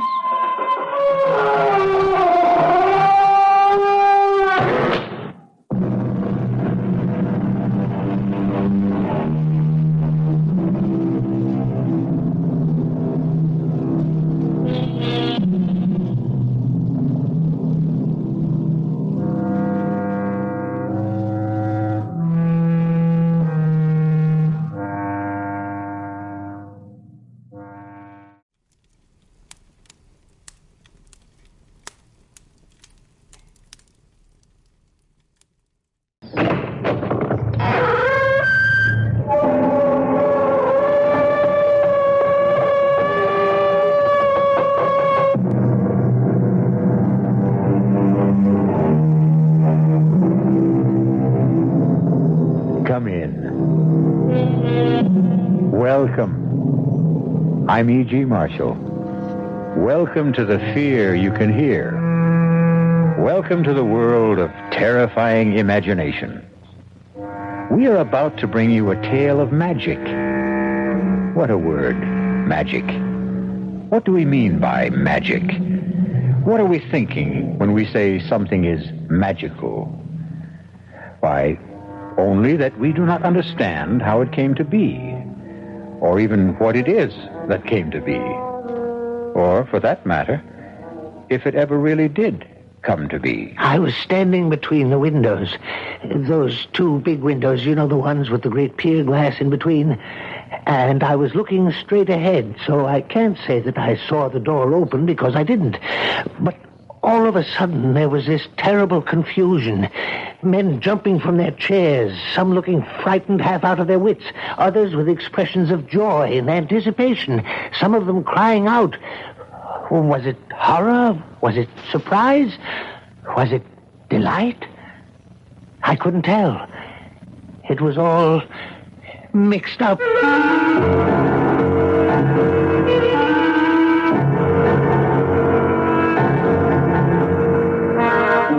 Our mystery drama, The Walls of Jericho, was written especially for the Mystery Theater by Elspeth Eric and stars Robert Dryden.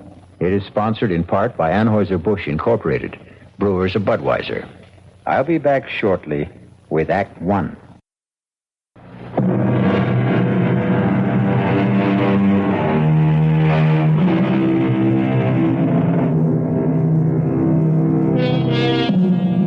Anything can have magic. A name, a poem, a face, a touch, a phrase of music, a sudden silent thought that brushes across the mind. But it won't be captured. No, not magic. For magic merely happens. Watch out. Ready or not, here it comes. It's cold in here, don't you think, Cudworth? Well, Drindle's gone to fetch another log.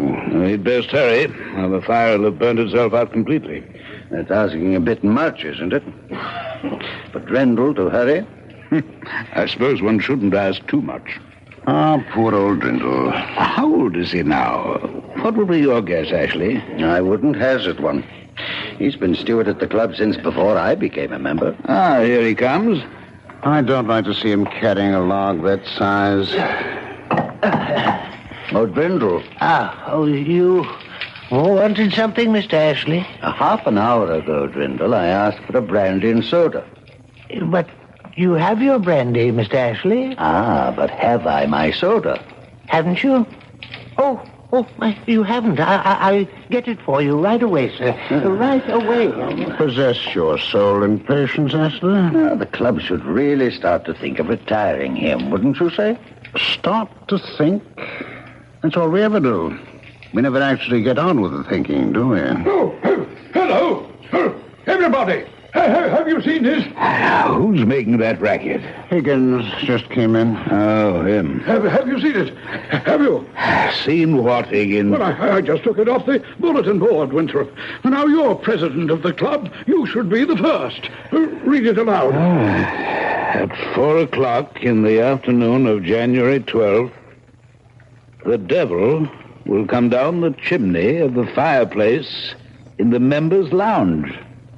Let's see that. I just this minute took it off the bulletin board. Who's playing jokes around here? Now, who wrote this? Did anyone here put this notice up on the bulletin board? Let me see it, Winthrop. At 4:00 in the afternoon of January 12th, the devil will come down the chimney of the fireplace in the members' lounge. What the... that fireplace right there. How very interesting. Not interesting at all. Just a feeble attempt to be funny. But it wasn't on the bulletin board this morning. Well, it wasn't there an hour ago when I came in from dinner. Now, was it, Cudworth? Well, I certainly didn't see it. Well, somebody put it there. The devil could have put it there. Oh, rubbish. Well, he might have. He's very ingenious. I've heard. Now, let's not let ourselves be carried away, Higgins. Mr. Ashley, sir? What is it? Your soda, sir. Well, set it down. Drindle, have you seen this? What is it, sir? Mr. Higgins found it pinned to the bulletin board. Here, read it. At 4 o'clock in the afternoon, January 12th, the devil will chimney the fireplace in the members' lounge. What does it mean? It means that the devil will come down that chimney at 4 o'clock on January 12th. That's what it means. Oh, surely not, Mr. Higgins. Definitely not. It's a joke, isn't it? Of course it is. But, On the other hand... really, Cotworth, you and your other hand. Let's mark it down as a joke until we know better. At least until then. Anyway, until the afternoon of January 12th at 4 o'clock.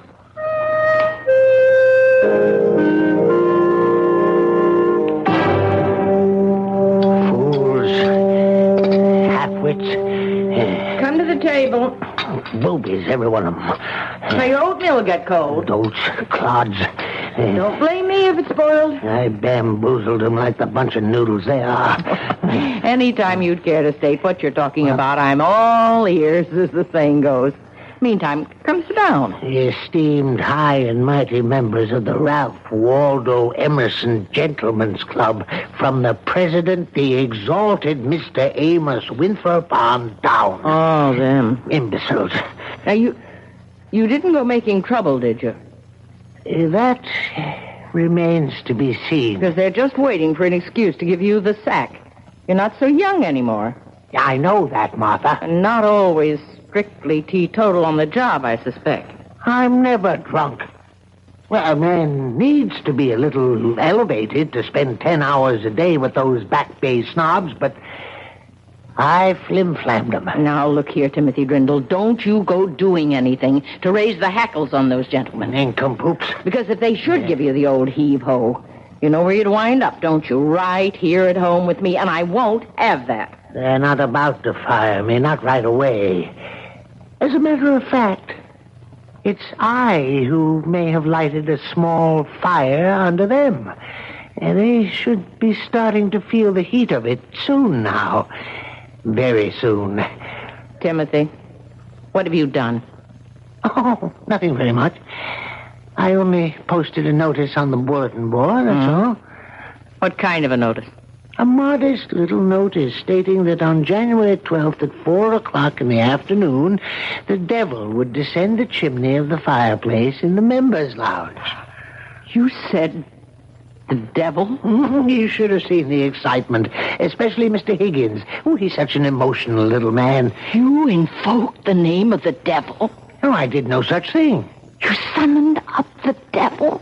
Oh, I played a joke on those superior snobs who've been taking me for a joke all these years. That's all I did. Oh, once you summon up the devil, Timothy, it's not so easy to send him back where he came from. Will you stop it, Martha? I only want to make them worry. Those fine gentlemen who've never had a care in the world since the day they were born. Worry? How? About what? Worry. Will he come down the chimney? Oh, they'll worry from now to the 12th of January, and I'll be there 10 hours a day to watch them worry. And if his satanic majesty does come down the chimney, what then? Oh, he won't. He won't. I wrote the notice myself, and old Beelzebub didn't dictate it either, if that's what you're thinking. No, I'm thinking you've started something, Timothy, that he won't be able to stop.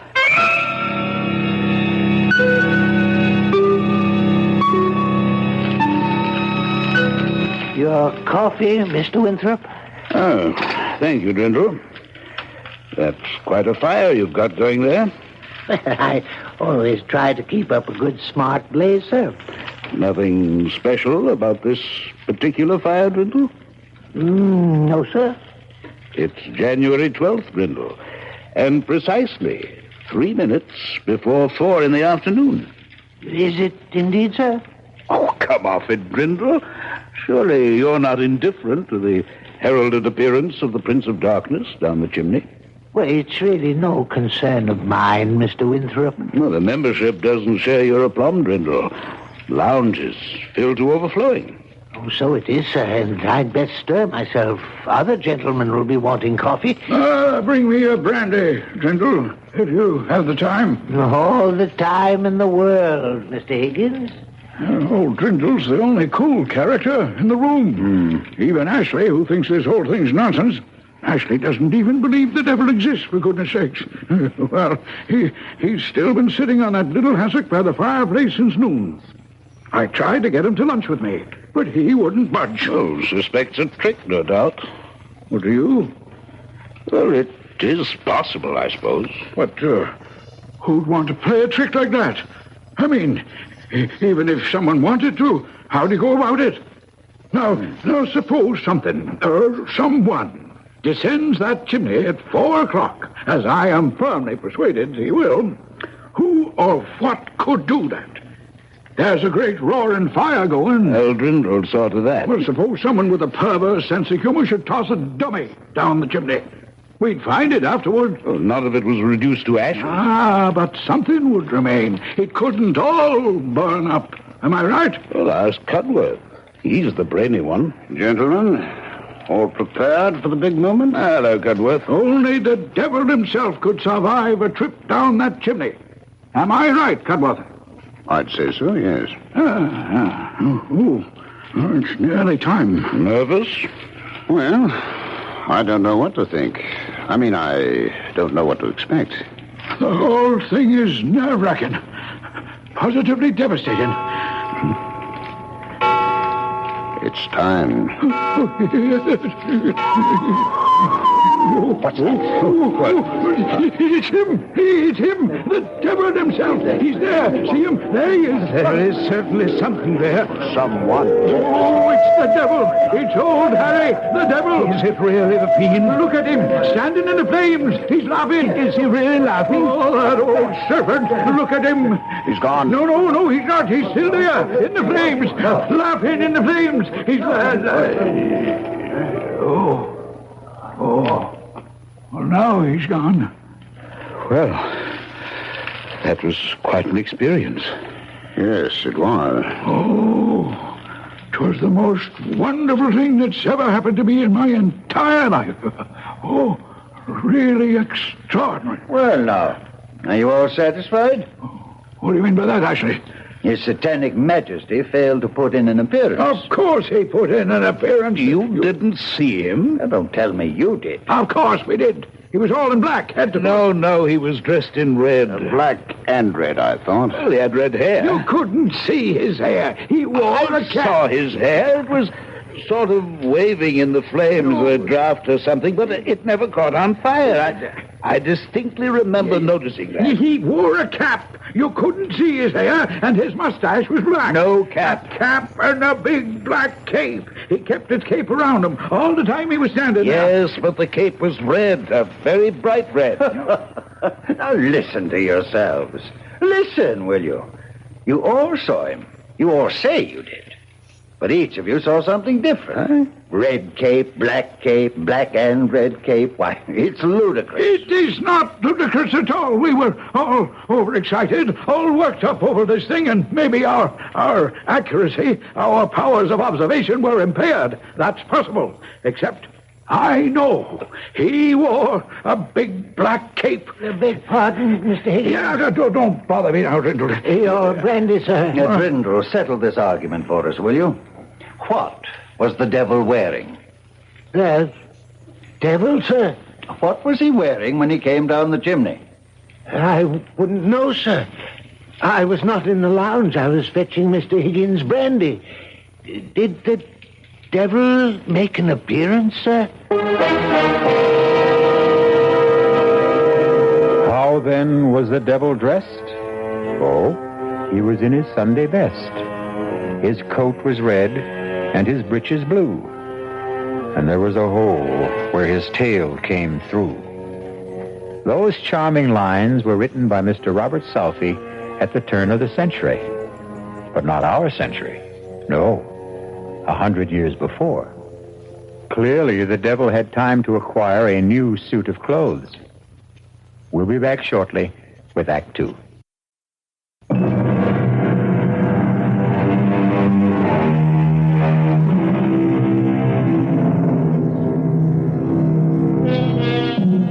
Did the devil indeed descend the chimney of the Ralph Waldo Emerson Club in the afternoon of January 12th and stand laughing in the flames?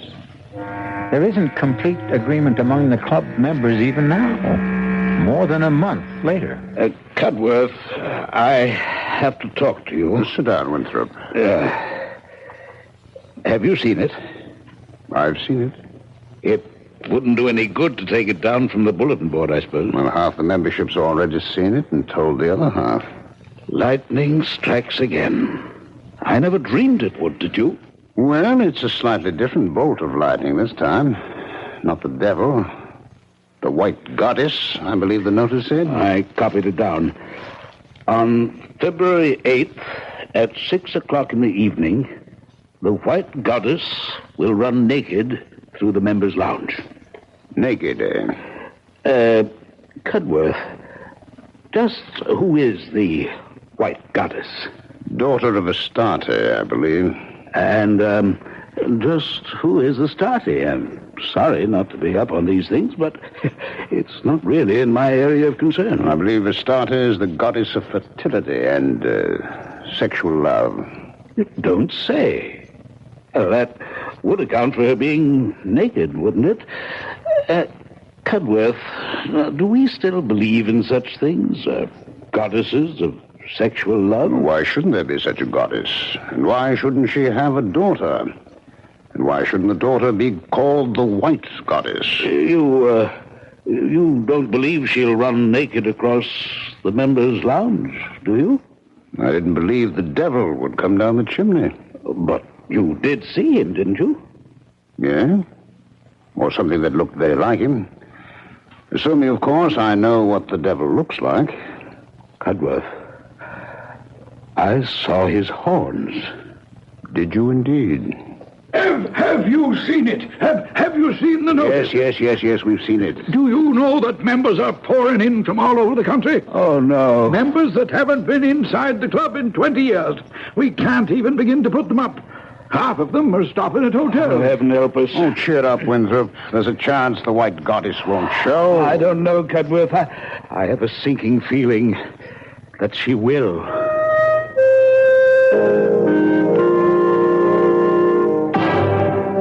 There isn't an empty hotel room in the whole of Boston. Why are you doing this, Timothy? What are you getting out of it?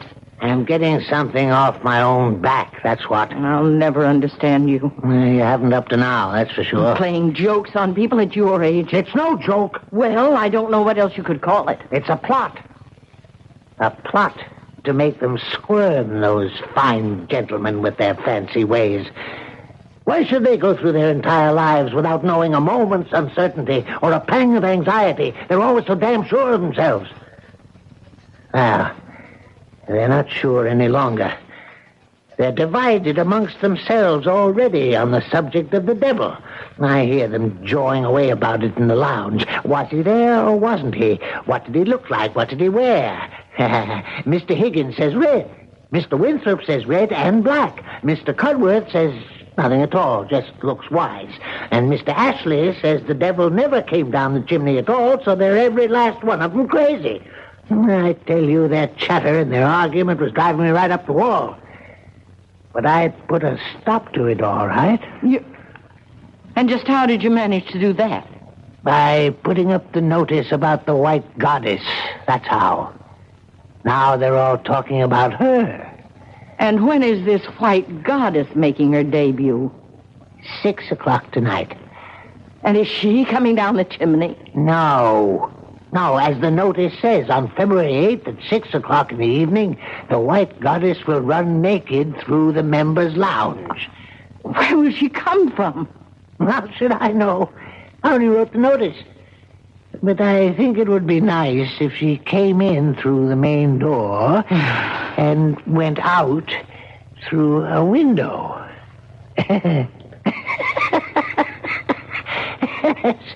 That would be rather nice. And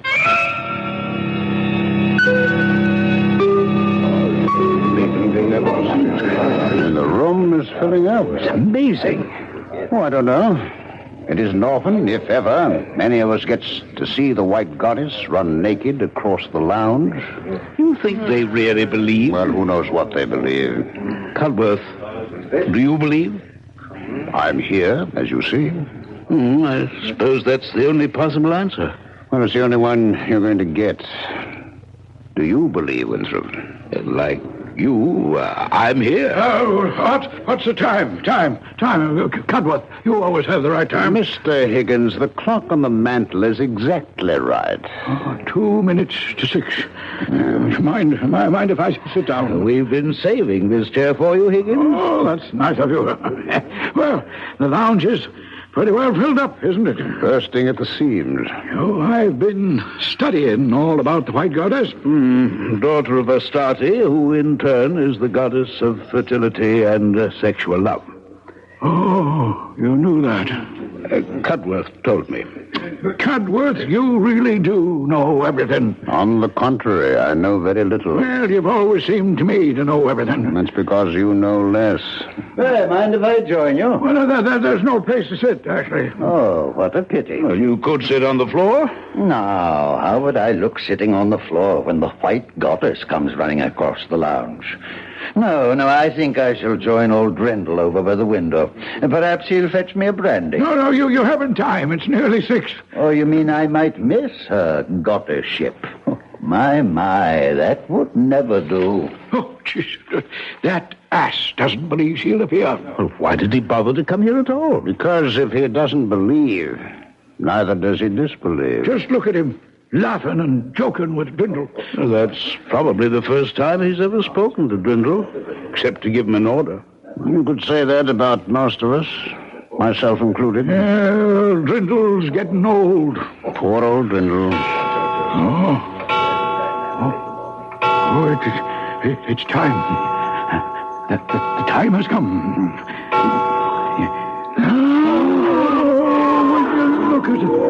Look at her. She's beautiful. Sublime. Oh, White Goddess. Oh, heavenly thing. I never thought I should live to see anything so beautiful. The most exquisite thing I ever saw. Or ever shall see. Where did she go? She was here such a little time. She disappeared through the window. The wall, I think. No, through the window. The one back of where Ashley's standing with Drindle. I saw Ashley turn and look out the window just as she vanished. You don't think it's possible he saw her too? Oh, no. Not Ashley. Well, Ashley? What? If you could stop staring at the stars, I'd like to ask you something. Magnificent. Yes, the stars are magnificent, but I have something else in my mind. Well, what's troubling you, Cudworth? Why, nothing very much, Ashley. Is something troubling you? The way she disappeared. Simply melted into the astral light. Who melted into the astral light, Ashley? Why, the White Goddess. Well, don't tell me you didn't see her. Oh, yes. I saw her. Radiant in all her nakedness. Glowing like mother of pearl. Her long hair flying out behind her. Oh, but then, you saw her? Yes. Now, the others, did they see her? Oh, yes. Of course. So everyone must have seen her.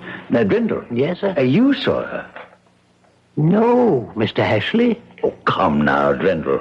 Of course you saw her. We were standing here together, side by side. I didn't see anything, Mr. Ashley. Now, don't tell me you didn't see anything, you old liar. But I was busy with something. You were not busy with something. We were standing here talking, and the clock struck 6, and the door opened, and she came in. And she ran. Her feet hardly touched the floor. Ran across the lounge to this window, this one right here. Why, her shoulder brushed mine. I felt it. My left shoulder.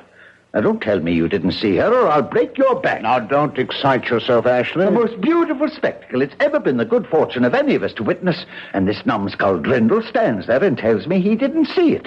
He was busy with something. Oh, I won't stand for it. You listen to me, you fool. It's blasphemy. Unadulterated blasphemy for you to deny that you saw what I saw. What we all saw. Now, say it. Say you saw the White Goddess run across this lounge, didn't you? Didn't you? You say it or I'll choke the life out of you. Ashley, this is going too far. He saw her. I know he saw her. Now, Mr. Ashley, please, you're choking me. He saw it. He's going to admit it. Ashley! Oh, why couldn't you stay out of this, Cudworth? Now, you might have killed him. Are you all right, Drindle? Yes. Yes, I'm all right. Oh, Ashley, go into the bar and buy yourself a drink. You need it. Yes, I need it. I need it, all right. You're sure you're all right, Drindle? Yes, quite sure, Mr. Cudworth. Oh, by the way, Drindle, did you see the White Goddess or didn't you? You don't need to be afraid to tell me. Either way. I didn't see anything, Mr. Cudworth. You see, I was busy with something, and No, I didn't see anything at all.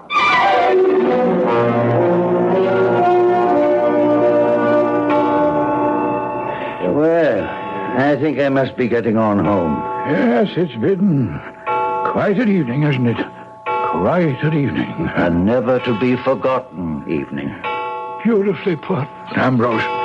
Well, come along. I'll drop you off. Thank you.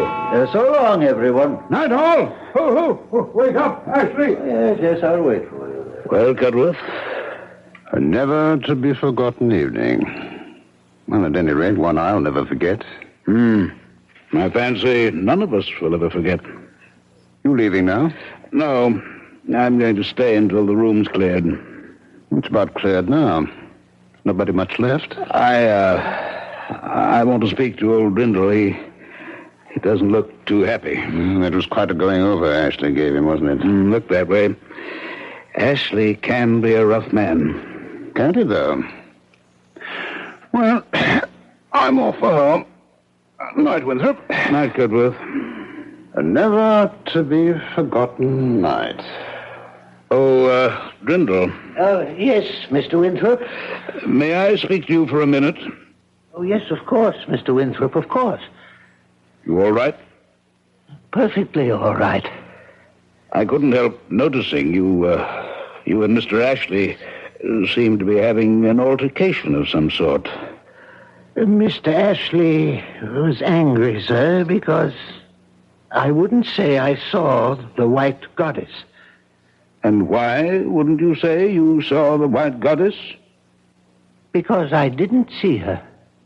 But we all saw her, Drindle. Even Mr. Ashley saw her. She wasn't there. But, my dear man, she was there. She ran across the lounge all naked, just as the notice said she would. Now, why do you persist in denying it? Because I wrote the notice. Oh, now, Drindle. And I wrote the other one, too, about the devil coming down the chimney. I wrote them both, and I made them up out of my head. Why are you lying to me, Drindle? I'm not lying, sir. But of course you're lying. I don't know why you're lying. Perhaps to make yourself important in our eyes. I am not lying. But we all saw her, Drindle. It was the most exquisite moment of our lives. We saw her. Therefore, you're lying.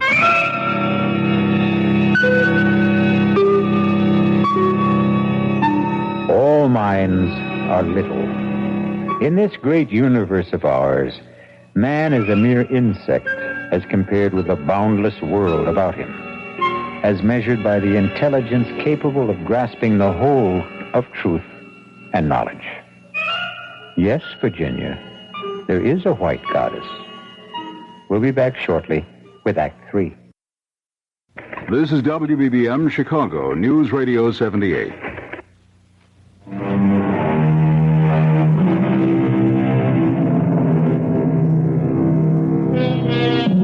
Have you read your Shakespeare lately? If you have, you'll remember Hamlet's observation to his friend. There are more things in heaven and earth, Horatio, than are dreamt of in your philosophy. If you haven't read your Shakespeare, now for the third act of The Walls of Jericho. Come eat your breakfast, Timothy. It's on the table. It's ridiculous. It's absolutely absurd. They're trying to ruin me. Oh, he's off again. I never even turned around when I heard them whispering behind my back. Drindle's getting on. Poor Drindle. Drindle's had a drop too much. That part's true, all right. But when they call me a liar, and to my face, I don't have to take that. Who called you a liar? Mr. Amos Winthrop, the president of the club. The highest mucky-muck of all the high mucky-mucks. That's who. Well, what kind of a lie did you tell him? No lie. I told him no lie. I told him the God's own truth. That I had written those notices and put them up on the bulletin board. The one about the devil coming down the chimney and the one about the white goddess running naked across the lounge as well. Why wouldn't he believe you? Because he's a fool. The biggest fool in a pack of fools. I said, why wouldn't he believe you? He says he saw the devil, saw him come down the chimney and stand in the flames, and that most of the others saw him too. All but Mr. Ashley and a few other disbelievers. Oh, you should never have invoked the devil. I told you that at the time. But even Mr. Ashley is saying that he saw the white goddess run across the lounge. Radiant in her nakedness, he says, glowing like mother of pearl. Imagine Mr. Ashley talking like that. He says she brushed up against him, against his shoulder, and then went out through the window and melted into the astral light. Mr. Ashley, of all people. Maybe it happened. How could it have happened when I made it all up? Well, come eat your breakfast. No, I can't. I'm too upset. You're more upset than they are. Those fine gentlemen you were going to teach a lesson. Oh, don't you worry. I'll fix them. I'll put up another notice. Oh, now, Timothy, don't start up again. Only this time I'll make it so crazy, so outlandish, they'll see that it's only a joke. They won't be able to help themselves. Here, now, let's see. Where's a pen? And a piece of paper. There, now, what shall I... I need to get them excited, all worked up, waiting for something, and then the let down when it doesn't happen. That's what I'm after. Yes, I've got it. On March the 2nd at 5 o'clock, you see, they'll all be having drinks in the lounge about that time. At 5 o'clock, a leopard will enter... No, not a leopard. A tiger will enter the members' lounge. How's that? As long as you don't make it the devil. No, better yet. 3 tigers will enter the members' lounge. No, I don't like enter. It's too sedate sounding, too tame. I will come through the windows. No, we'll crash through the windows. Yes, that's good. We'll crash through the windows of the members' lounge. There. That should put Mr. Winthrop in his place. Somehow, Timothy, I don't think you were born to put Mr. Winthrop in his place. That's where you're wrong, Martha. It's precisely what I was born for, and this'll do it. Wait a minute. I thought of something else. What now? Listen to this. On March the 2nd at 5 o'clock, 3 tigers will crash through the windows of the members' lounge, one of them carrying a chicken in his mouth. Oh. Yeah. How's that, Martha? Huh? How's that? Oh, that's perfect.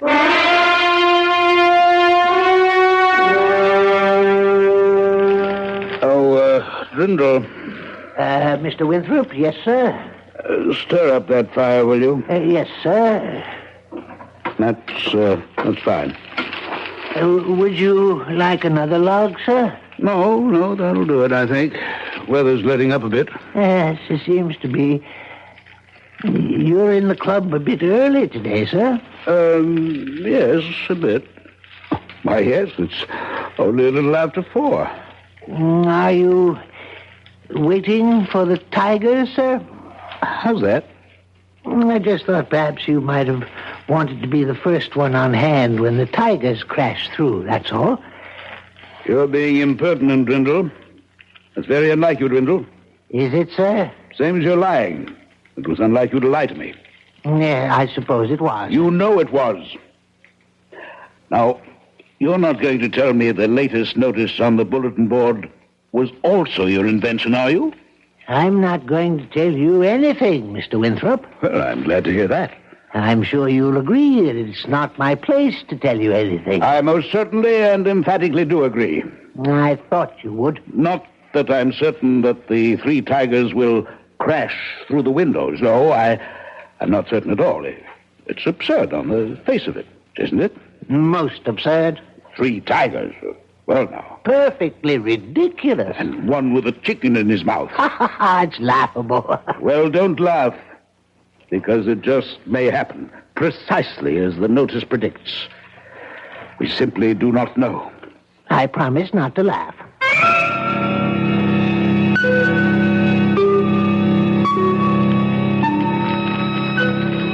Nervous, Cudworth? A few flutters. It's the uncertainty, of course. I've been here since 4 o'clock. Can you imagine that? I had a hard time staying away myself. I had a few sharp words earlier with Drindle. Sorry to say. The old man's getting very independent, very opinionated. Where is he? He's usually around taking drink orders by now. And he's standing over there by the main door looking very superior. We really have to retire that fellow, Cudworth. Winthrop! Cudworth, do you realize people are standing outside on the sidewalk? This isn't a club matter anymore. It's spread all over the city. Oh, I can't say I care for that. It looks like hundreds of people. I tried to get Ashley to be with us for the great event, but he insists on his post by the window. Ashley by the window, old Drindle by the main door. Well, we're well covered. We should be quiet. It's time. I don't think our conversation will either deter or encourage the tigers. Yes, but all the same, you quiet.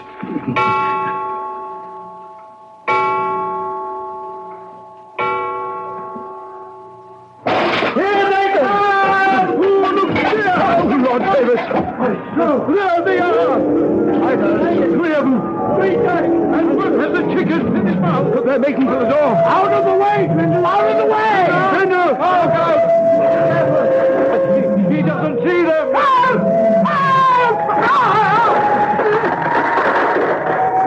Cudworth, did they... Is he... Don't look, Winthrop. Better not look. Is Drindle... Did the tigers get him? I don't know. Well, here's Ashley. Maybe he knows something. Ashley, what happened? Old Drindle's dead. Oh, no. How did it happen?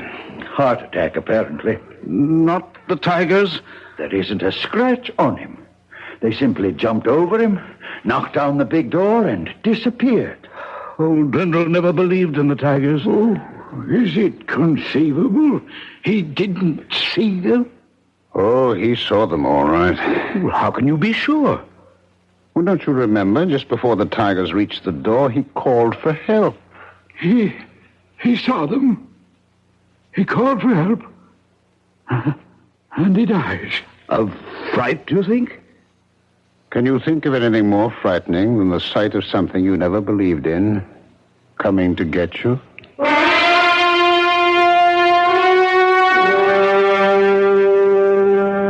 Let's step in here for a few minutes, gentlemen.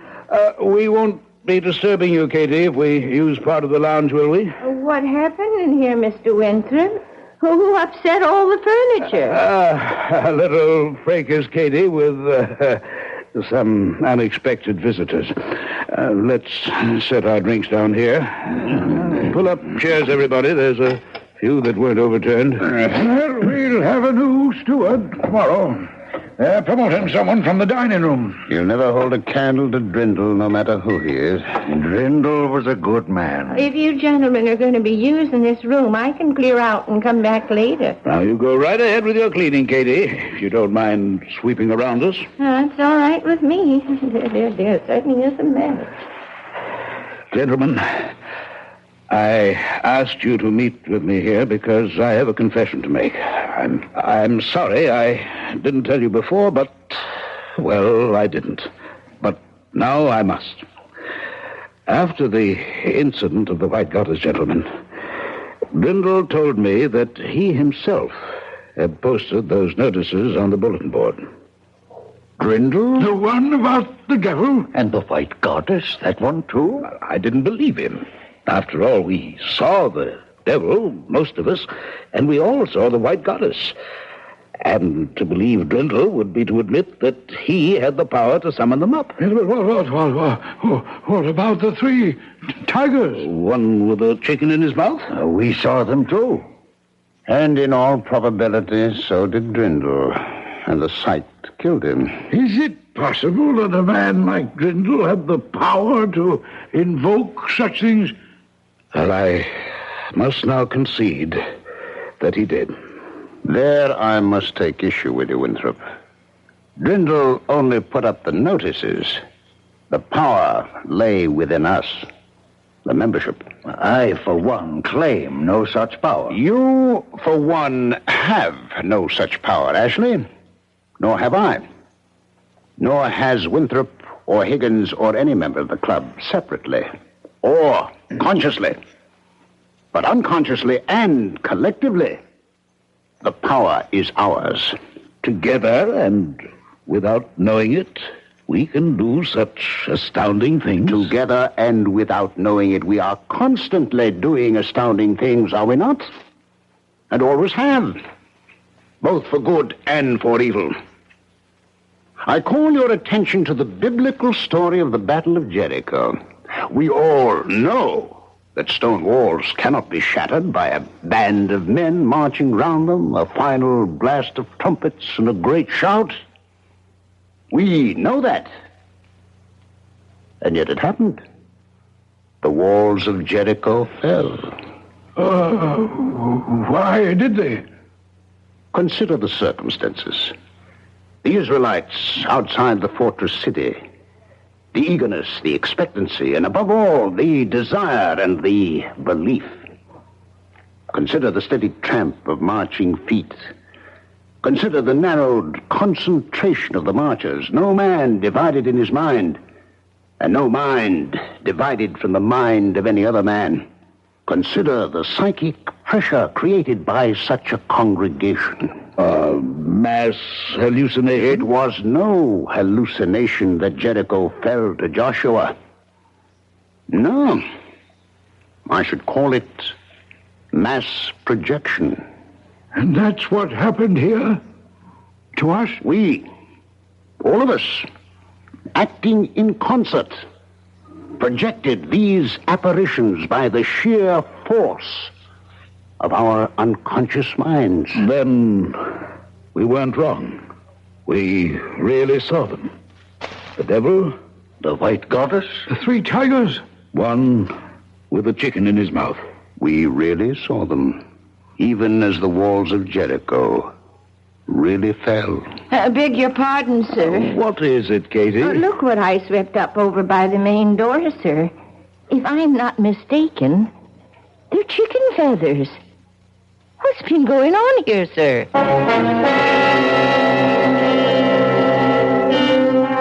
And so ends our tale of magic. A magician performs his tricks. We are delighted and applaud because we cannot comprehend how he did them. But what if the magician himself cannot comprehend? I'll be back shortly.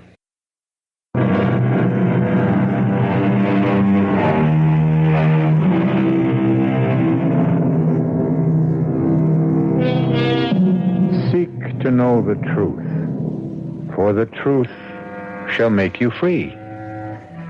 I believe that, but it's a long search and a weary one.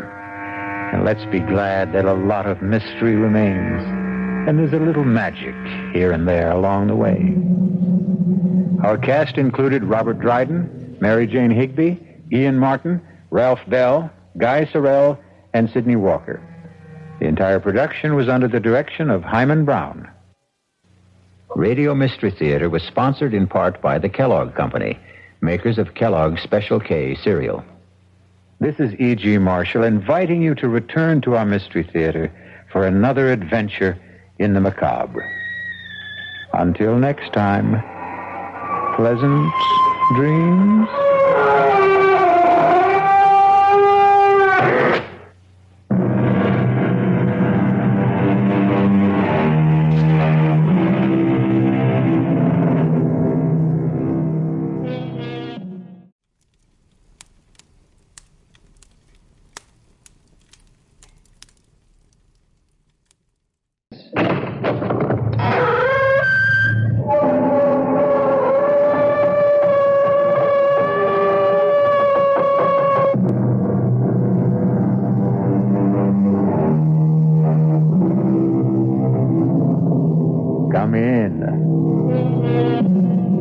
Welcome.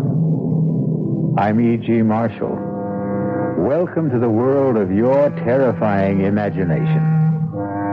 Consider, at one time, the great cold-blooded reptiles ruled supreme on the face of this earth, but they sickened and died, and dominion was seized by savage, ferocious, hot-blooded killers with hideous fangs and terrible claws.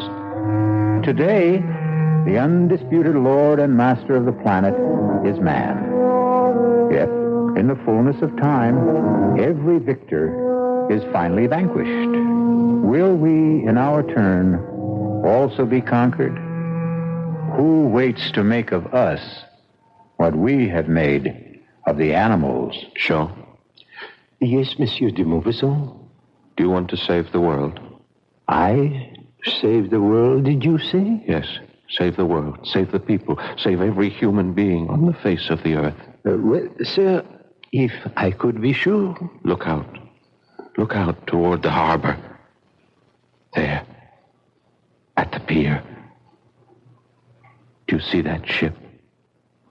The white three-masted schooner? Yes, sir. You and I, we have to blow it up. But it is such a beautiful ship. Beautiful and deadly. Deadly enough all by itself to enslave the entire human race.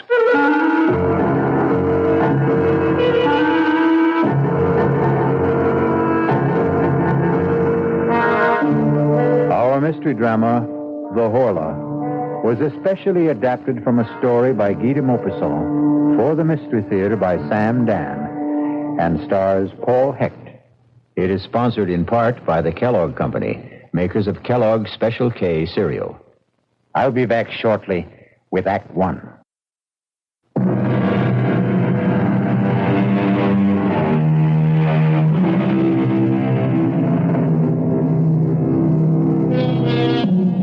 His name was Guy de Maupassant.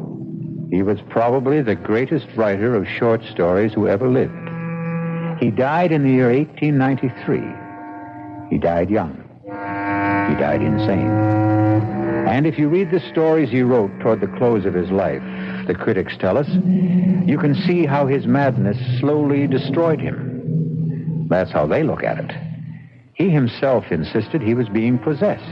His mind and all of his vital forces were being drained from him by a mysterious, supernatural, and superior being.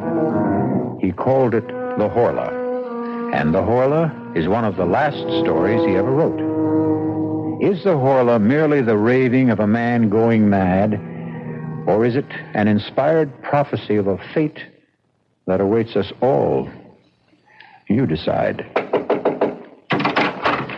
Dr. Cartier. Yes?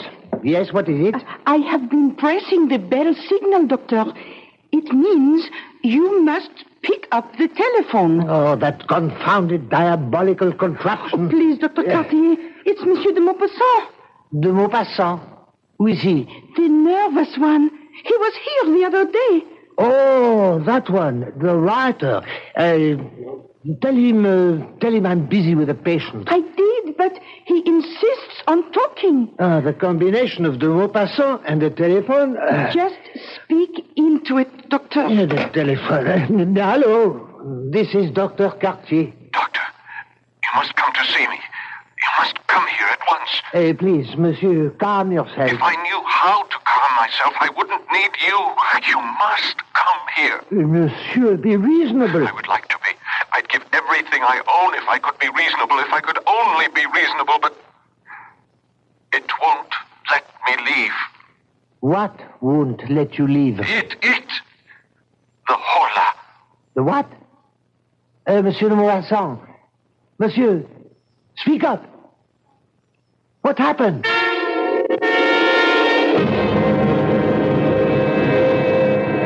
You may put on your shirt, Monsieur de Maupassant. Ah, lovely place you have here. Breathtaking view of the harbor. What's wrong with me, Doctor? Oh, nothing. Then why do I... You see, that's a handsome ship out there, huh? That sparkling white three-masted schooner? Something must be wrong. Where's she from, I wonder? Oh, Brazil, I think. Doctor, why won't you tell me what's wrong with me? I told you, nothing. You have a mild nervous upset. Your nerves are highly strung, your pulse is rapid, your eyes dilated. And what do you advise? A course of shower baths. Cool shower baths. 2 in the morning, 2 in the afternoon, 2 in the evening. And send down to the chemist for some bromide of potassium. You haven't listened? I listened. I heard every word. Now, you go to sleep. Yes. You slumber deeply for 2-3 hours, correct? Yes. Then a nightmare lays hold of you, true? Yes, exactly. You feel someone is in the room with you, in the dark room. Someone is in the room. Am I stating the fact? Exactly. This someone or something is staring at you? Yes. I can't see it, but I know it's there. I know it's staring at me. And then it comes closer and closer to me. I feel it touching me. A cold, terrifying touch. And then I hear a sound. A low, vibrating sound. It's nothing human, nothing animal, nothing mechanical. And then I feel a weight, as if something kneels on my chest. A pressure, a terrible pressure. My neck is being squeezed and squeezed as something seems to be draining the breath from my body. Not only the breath, but my strength. Everything is being drawn from me. I want to struggle, but I can't move. I want to shout for help, but I can't utter a word. I try to fight, to resist, but I'm paralyzed and powerless. And then suddenly, I awake. Bathed in perspiration, trembling. And then, exhausted, I fall asleep and slumber restlessly till morning. Yes, I heard. Well, what have you to say about this mysterious creature? He exists in your imagination. Are you sure? Try the treatment, then call me in a few days. No, Doctor. No, you must give me an answer for the Horla. The Horla? This creature, this being, this whatever it is. Monsieur de Maupassant, I understand you're a writer. Is that so? Yes. Now then, do I tell you how to write stories? Do I? No. Then don't tell me how to practice medicine.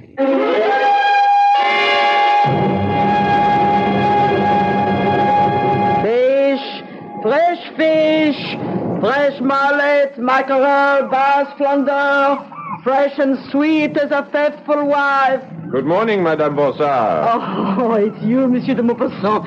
I hear you have been ill. It's because you have not been eating enough fish. I instructed my cook to buy some for dinner. Oh, yes, she has been here.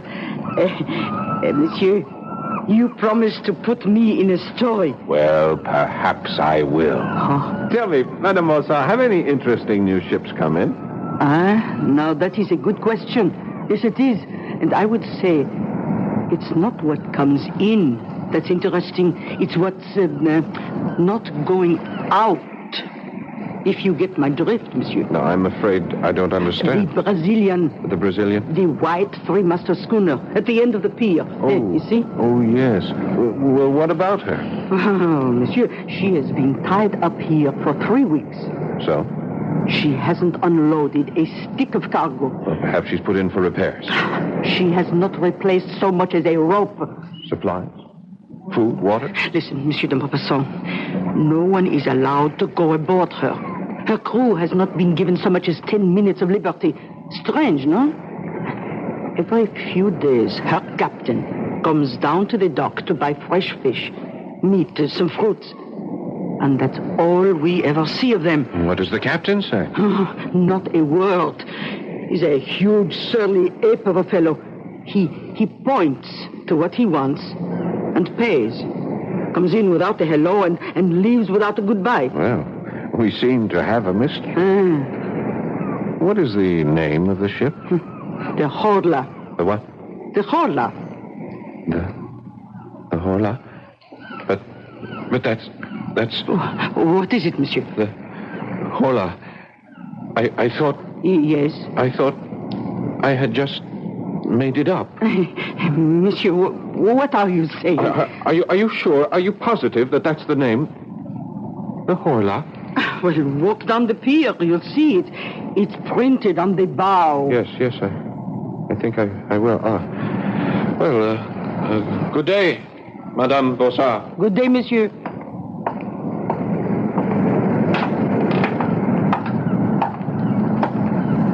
The Horla. It's incredible. Ahoy!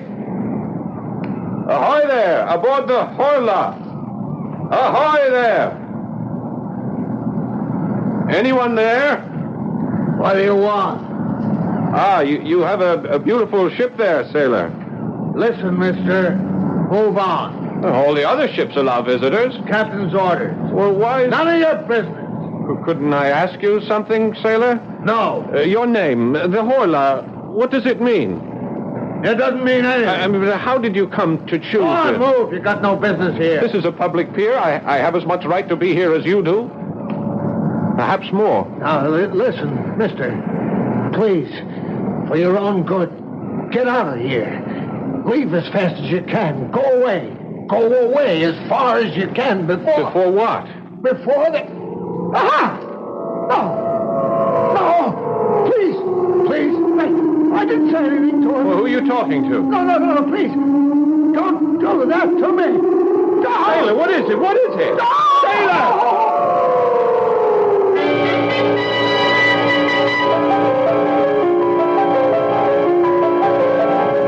Monsieur de Maupassant. Monsieur. What is it? Are you all right? No, I'm not all right. Oh, I thought as much.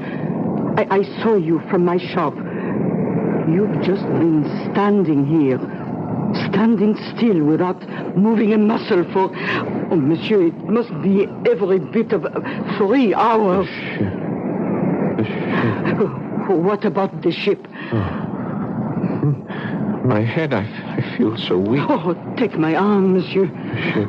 No, I must go aboard that ship. Listen. Do you hear that? What, monsieur? That sound. It comes from the ship. I am sorry, but I hear nothing. Nothing? Oh, I hear seagulls, waves. Oh, and now, come, monsieur, it's thunder, a storm. I must go aboard that ship. But they won't let you. Oh, come quickly, monsieur. You'll catch your death. The ship. Oh, hurry, monsieur. How did I know? Answer me that. How did I know? How did you know what? The name of the ship. How did I know that name? The Horla.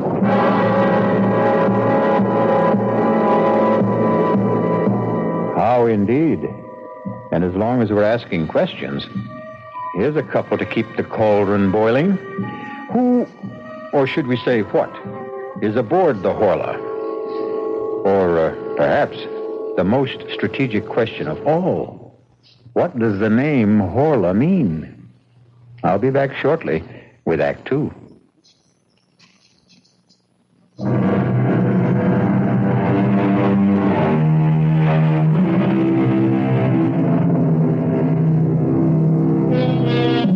Guy de Maupassant is writing a story about a mysterious force which he calls the Horla, a force that drains the life and strength from his hero. Now he discovers that a mysterious ship that lies in the harbor is also called the Horla. Hello? I must see Dr. Cartier. Oh, it's you again, Monsieur de Maupassant. I told you I would have him call the moment he returns. Mademoiselle, I must see him at once. But he is not here. How do I know that? Monsieur! Excuse me, I'm in my room, my bedroom, and at any moment I'll fall asleep. I'm so tired. Well, sleep, monsieur, by all means. Sleep would be the best thing for you. No, not this kind of sleep. The Horla will come to me again tonight. I know it. But all I can do is tell the doctor. Tell him I need him urgently. Yes, Monsieur de Maupassant. Yes. Who's there? Who is that? Who's there? Oh. Monsieur de Maupassant? Oh, it's you, Jean-Baptiste. And who else might it be? Please come in. My lady's finished in the kitchen, and I'm finished, too, with the paint job. Just in time, just before dark. Oh, you didn't have to hurry. Well, get it over with. That's my motto. You thought your house was white before? You should see it now. Please, Jean, sit down. Yes, monsieur. Jean, I have a job for you. Doing what? Doing just what you're doing now. But I'm not doing anything. Oh, yes. Yes, you are. You're sitting there. That's the job? That's the job. And I'm just supposed to sit here? Well, you could talk to me. About what? About anything that comes into your head. You may also have to serve as my bodyguard. Bodyguard? Someone may try to break in while I'm asleep. I'm your man. I served age in the Chasseurs d'Afrique. The tourist outfit in the army. Oh, is that so? Well, tell me about it. Well, we were the only ones who could hold the ground at Sedan. And are you really interested? Oh, yes, please. Tell me everything. Tell me the story of your life.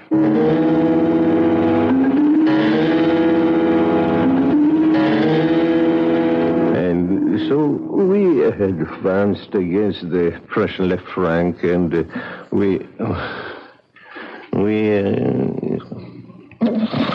Jean. Go on, Jean. Don't stop. Talk to me. If you fall asleep, I'll fall asleep. Jean, please talk to me. Don't let me sleep. Oh, I'm so tired, but don't let me sleep. Don't let me fall.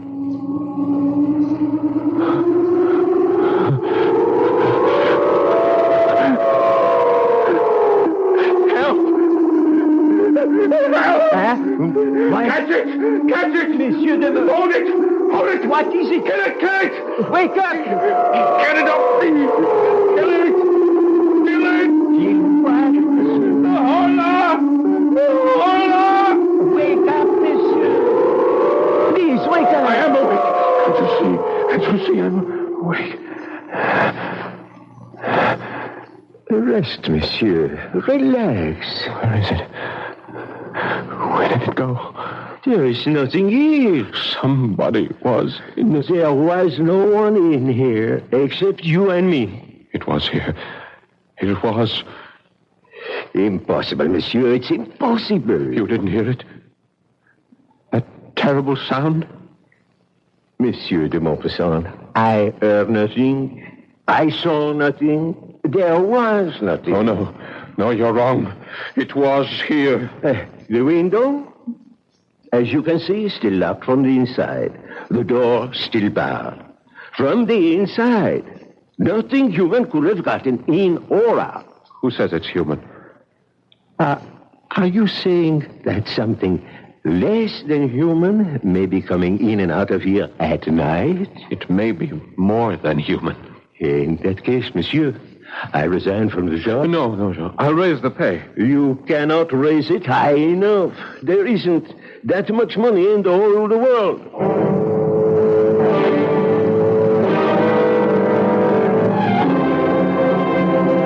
Dr. Kachi, I thought you'd never get here. You allow us no peace in the office. You ring that infernal telephone without mercy. The shower baths, the bromides, nothing works. You insist you still have this visitor? I know I do.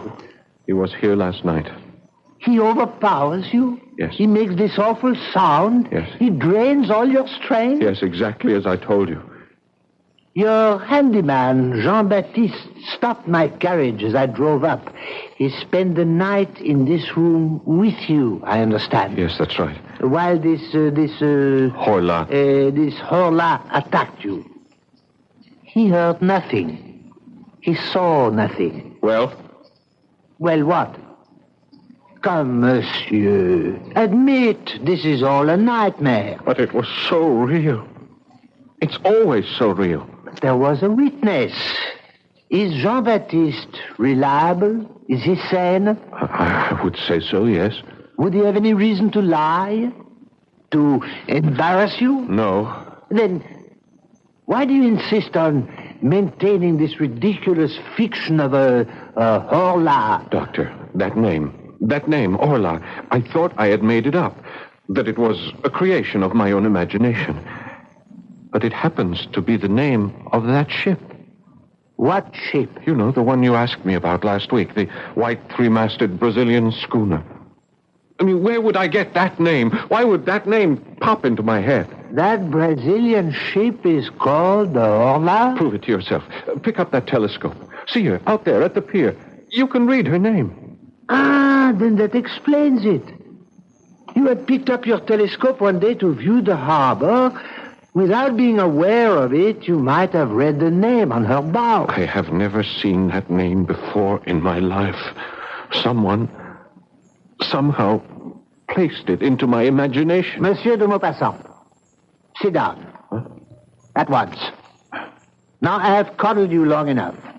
You are one of the great writers of France, but you have reduced yourself to a terrified, trembling wretch. This will not do. I admit that I am terrified. That's what I've been trying to tell you. Yes, you terrified. You have been terrified by the critics. Oh, that's a lie. I don't care for the opinions You of are those... human. You care. I read what they write. You've lost your touch. Your best work is behind you. I am as good as I ever was. Better. Sometimes genius becomes too heavy a burden to bear. And so you construct this fable in order to have an excuse not to work anymore, not to be judged anymore. That's not true. But the fact is, you're not writing. I am writing. What are you writing? I'm writing a story. A story called The Horla. That's not a story. It's an account of your nightmare. I just don't know what else to do, Doctor. I do. Sit down at that writing desk. Pick up your pen. Create another Bellamy. Another Pierre and Jean. Another ball of fat. Doctor, it's not that simple. Make it simple. Remember, you're more than a great writer. You're a great French writer.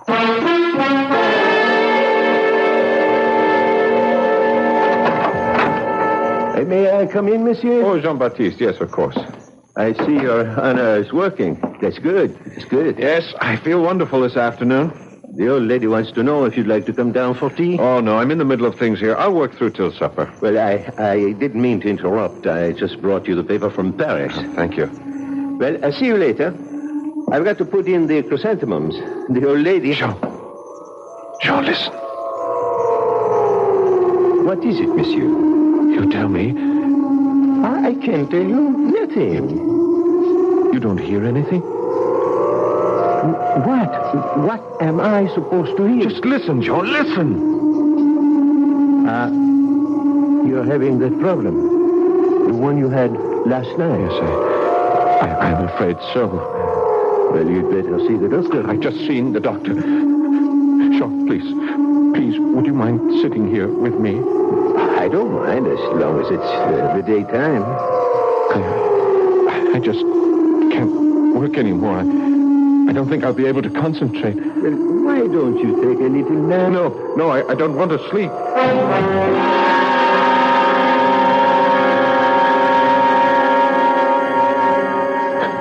Jean! Huh? Oh, I must have dozed off. Jean, quickly, take this telescope. Go to the window. What for? Down at the pier. At the end of the pier, the three-masted schooner. Did you see her? Yes, I see. Well, don't you see anyone standing on her deck? No. It's empty. All right, now keep looking. Why? Cover the gangplank. Have you got it in focus? Yes, monsieur. Now, if you see anyone at all, leaving that ship, follow him through the telescope and see where he goes, and let me know. Do you understand? I think so, but why? I don't think you would really want me to tell you. Now, just watch. And watch carefully. Wait, monsieur. Where are you going? I'm going to see Dr. Cartier. But how will I be able to tell you if anybody... Well, just call me on the telephone. The telephone? There's nothing to it. You just pick up the receiver, turn the handle, and ask the operator for Dr. Cartier. See here, de Maupassant. You simply can't barge into my surgery. I can if it's an emergency. I thought we had settled your problem this morning. Look, there is an article in the Paris newspaper, and I want to read it to you. I refuse to listen to anything that's in a Parisian paper. They're all filthy rags. Oh, come on, just listen to this article. I listen to nothing from Paris. It's a sewer of anarchy and atheism. This won't take a minute. Perhaps if you spent less time reading Parisian papers... Doctor, this time you sit down and listen. Now, the date is August the 19th. A curious piece of news comes to us from Rio de Janeiro. That's in Brazil. Yeah, I know that's in Brazil. Madness, an epidemic of madness, like that contagious madness which attacked Europe in the Middle Ages, is now raging in the province of São Paulo. The terrified inhabitants are leaving their houses. They say they're being pursued and possessed. Now, these are not my words, Doctor. I quote from this article. Typical Parisian exaggeration. They only copied the story that arrived on the wire from Brazil. The people are quoted as saying that they are pursued and possessed, dominated as if they were human cattle by invisible, though tangible beings, like so many vampires which feed on their life while they're asleep. Now, what do you say, Doctor? South Americans are basically Spaniards. A highly romantic, unstable people. To continue, if I may, Professor Don Pedro Enriquez and several other medical experts have gone into the province to study this madness. Brazil. Doctor, Brazil. The ship that you noticed in the harbor, she comes from Brazil. What of it? I say she brings this madness here with her. She has been tied up here the better part of a month. No one leaves her, no one visits her. She makes no repairs. She takes on no cargo. Now stop fighting me. Think with me. Why is she here? What do you expect me to say? She is here to spread that madness, to capture our souls. Very well. I'll stop fighting you. I'll start to think with you. Assume she is here on the errand you mentioned. Yes. Then why is there no panic in the town, as there was in Brazil? Well, perhaps the conditions aren't the same here. So far, again, for the sake of argument, only you have been attacked. Why? Why you? Perhaps this Horla, perhaps it's selective. Perhaps only I have what it wants. Yes, that could be possible. Or, of course, it could be completely irrational. When I saw that ship sailing up the Seine, I thought she looked so pretty, so white. And this being, this Horla, it also saw me. And it saw my house, which was also a brilliant, sparkling, dazzling white, just like the color of its own ship. For that reason, it decided to take me. Monsieur de Maupassant, I recommend a journey for your health. No, thank you, Doctor. I am going to play this out. Listen to me. Does it matter if you're attacked by an outside force or by a weakness in your own body? The result is the same. Madness. Now, try a change of scene, of climate. Monsieur de Maupassant, the telephone for you. Oh, thank you. Yes? Monsieur, this is Jean-Baptiste. Hello? Yes, Jean. Is this really Monsieur de Maupassant? Yes, of course it is. What is it? It's the first time I ever spoke on the telephone, sir. Your voice sounds different somehow. Never mind that. What do you have to report? A man looks like a ship's officer. He just walked down the gangplank, from the Brazilian. Where did he go? Into Madame Bonsard. Well, meet me there. I may need your help. Yes, sir. And bring a weapon.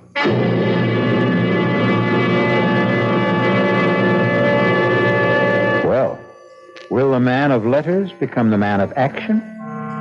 And how ironic it is that the epic struggle for the mind and the soul of not just one man, but perhaps all men, may take place in the small, crowded stall of a provincial fishmonger. I shall return shortly with Act 3.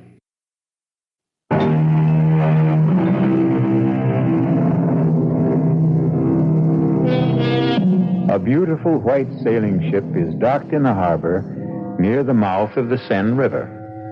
And a famous French writer claims she carries aboard her a mysterious force that intends to destroy the world. Only he can't be sure, and neither can we. Is this just a story he is writing, or a nightmare he is living? But fancied or real, a confrontation with the ship's captain awaits us. Jean, here I am. Yes, monsieur. Are you armed? Yes, I have my old service revolver loaded and ready. I'll keep it out of sight.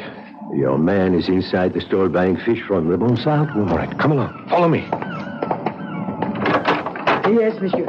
And you'll have some mullet. Very good. Oh, good afternoon, Monsieur de Maupassant. I'll be with you as soon as I'm through with this customer. You know this, Jean? Yes. Is the mackerel up? Look, he doesn't speak. Yes, Yeah, he points to the fish he wants and holds up his fingers for how many he'll take. He's a hard-looking customer. No, sir. Oh, very well. That will be 27 francs, monsieur. René will bring it out to your ship. Bon appetit. One moment. Captain, I'd like a word with you. Stand aside. My name is Guy de Maupassant. Stand aside. I would like to talk to you about your ship. I said stand aside. Not until we learn what's happening here. Stand aside. Oh, help me with this fellow. Help me.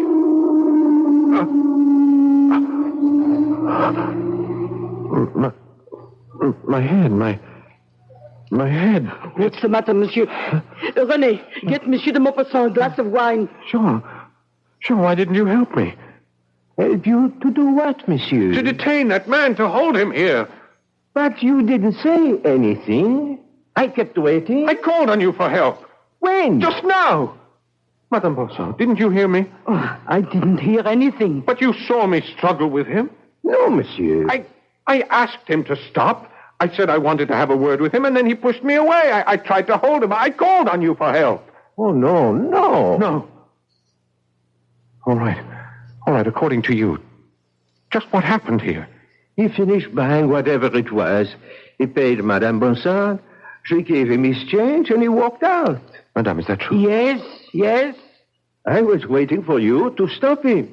But as long as you didn't, I fear, well, it's your concern. Yes, Jean-Baptiste. It is my concern. All mine.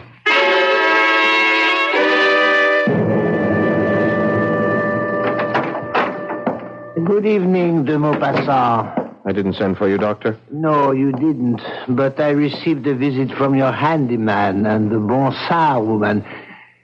They fear for your sanity. I can't fault them in that regard. I fear for it, too. I want to help you. What can you do? I tell you the problem, and you dismiss it as an aberration. Give it up. Give me up, Doctor. I can't. Surely you've lost a patient or two in your career, Doctor. Oh, yes. Well, then this should be no novelty. Why do you persist? Are you that fond of me? No. Actually, I dislike you heartily. Your ideas, your politics. But I am first a Frenchman and a patriot. Your writing brings honor to our country. You are one of our national resources. I must save you. How far would you be willing to go? I still don't know the problem. I told you the problem. I read you the dispatch from the Paris newspaper. Very well. This force, this thing, this Horla, why does it attack? Why? Perhaps the reign of man on this earth is over. Oh, what kind of nonsense is that? We'll get nowhere if you keep saying nonsense to me every time I open my mouth. Man did not always rule this planet. He didn't? No. We are but one of a series of rulers, according to evolution. Oh, evolution? What do you say, do you quarrel with Darwin? Why, is it too much to suppose that we, in our turn, are being supplanted? By whom? It doesn't have to be a whom. It could also be a what. What kind of a what? A Horla. And we are back where we started. Yes. A Horla. I would accept a vampire, a physical, tangible, visible creature, But your Horla cannot be seen. That's true. Then how can he do damage? He can seize control of the brain. Never. The brain is inside the skull. It is safe. It cannot be tampered with. The Horla has always tampered with it. Primitive man feared him, this unknown, unseen horror. The priests, magicians through the centuries have tried in vain to exorcise him. Yet he has stolen into our minds, captured our thoughts. Mesmer, he understood this power. He could even demonstrate it. And Mesmer was a Frenchman. I regret to say he was also a charlatan. The mind, that part of it we don't know. That dynamic, unconscious portion. The part discovered by Freud. Who? Freud, Sigmund Freud of Vienna. Oh, an Austrian. A brilliant psychologist. Freud, Mesmer, others, they show us glimpses of this awful mental power. Some call it magnetism, suggestion, hypnotism. But only the Horla fully understands it, and he will use it to conquer. But why? Why did we conquer? Because our time had come. And I hear him. He keeps telling me he has come. My boy, let us put you into a hospital for your own good. He'll follow me there. What do you suggest? Eventually, he will make of us what we have made of the horse, the ox.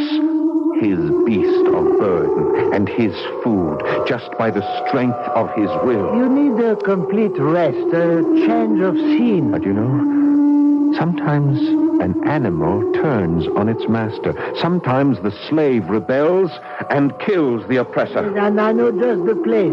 Get away from the sea. Breathe some good, crisp mountain air. And so I'll kill this Horla. I'll have your servants pack some clothes. And if I kill him, perhaps all of us will be safe. For a while.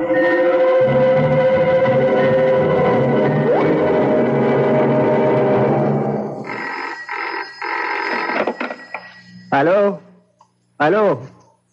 Jean-Baptiste here. Hello, this is Dr. Cartier.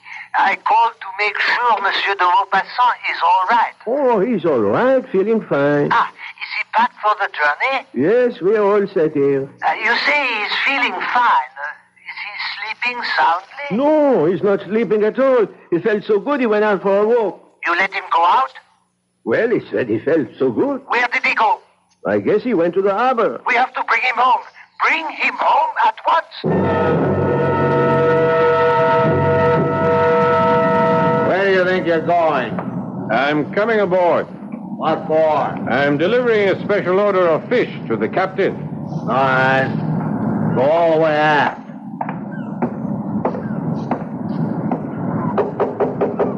What is it?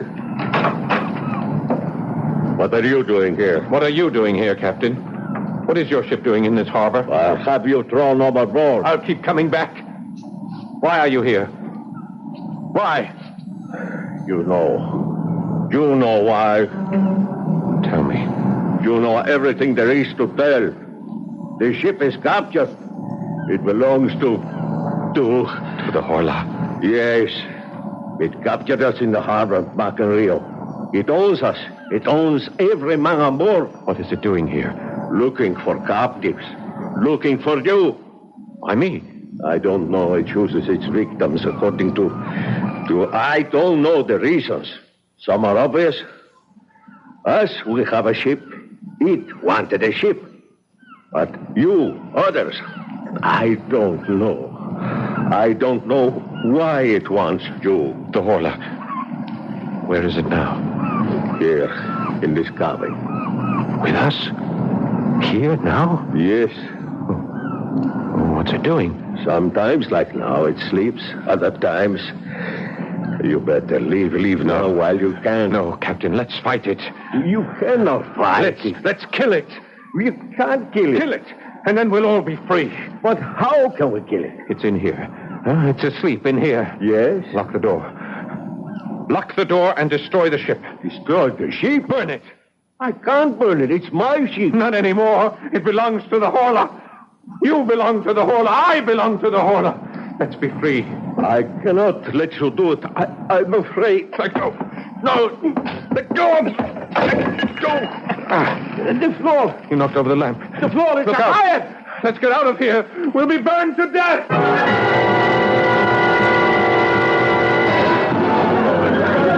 Doctor, look!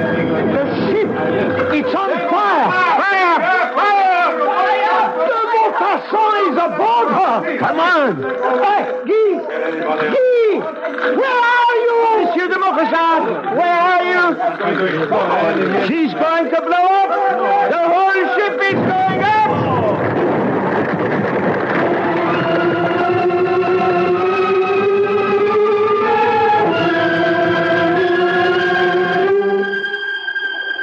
Comfortable, monsieur?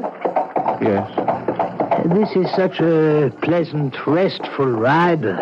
We will be at the sanitarium in time for dinner. You won't regret it. You had a narrow escape last night. Yes. Yes, I know. Why did you go aboard that ship? Why? Yes, why? I told you. To strike a blow for freedom. To overthrow the slave master. To kill the oppressor. And, did you? Did I what? Did you kill the Horla? Did you prevail? For just a moment. I thought I did. But no. How can man prevail against the Horla? They say de Maupassant lost his mind. They also say those whom the gods would destroy, they first make mad. Are there new gods? As we are absolute monarchs over the willing horse, the faithful dog, will someone soon force us to yield spirit, soul, and body to him? I'll be back shortly.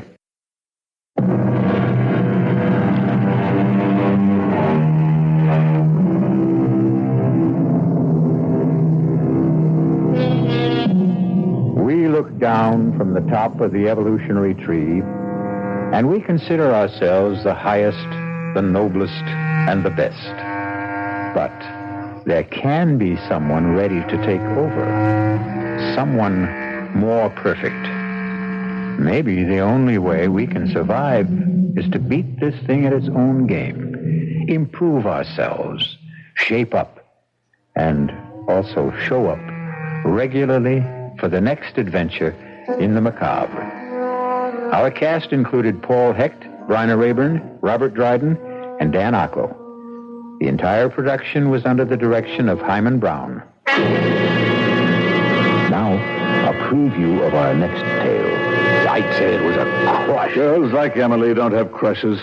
She was in love with you, and you know it. Admit it. What is this, an inquisition? I don't have to put up with it. Of course you don't, but don't try my patience either. I'm doing this for your good. For my good? Make it difficult for me, and I'll wash my hands of the whole business. Why do you say for my good? If she fell in love with you of her own accord, well, that's a tragedy, but it's her tragedy. But if you made her fall in love with you, you're guilty of murder. Why? Because you knew it would kill her. The fact that you were only playing with her would kill her. The fact that you were only using her would kill her. All right. Maybe I did lead her to believe that I was in love with her. And it's murder in the first degree. Radio Mystery Theater was sponsored in part by Anheuser-Busch Incorporated, brewers of Budweiser. This is E.G. Marshall inviting you to return to our Mystery Theater for another adventure in the macabre. Until next time, pleasant dreams.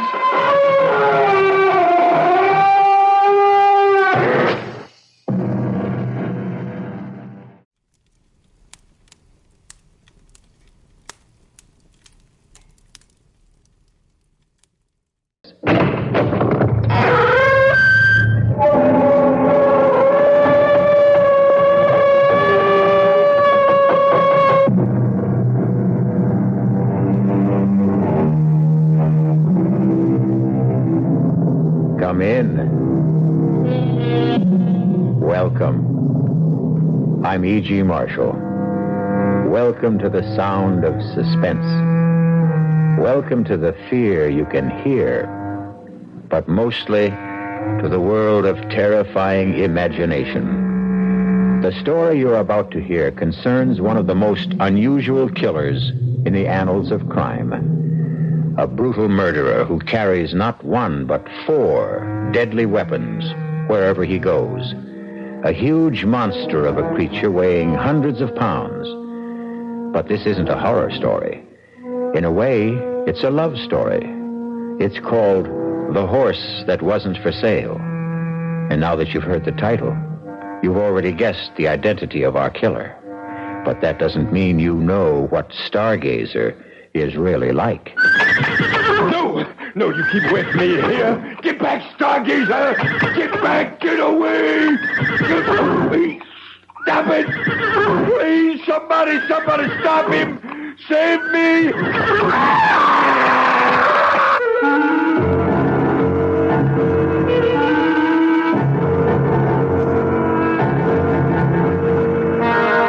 Our mystery drama, The Horse That Wasn't for Sale, was written especially for the Mystery Theater by Henry Slesar and stars Mercedes McCambridge.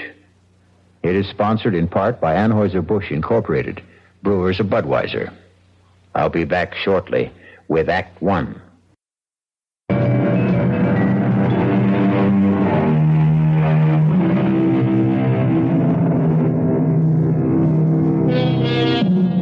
Our tale begins in an idyllic setting.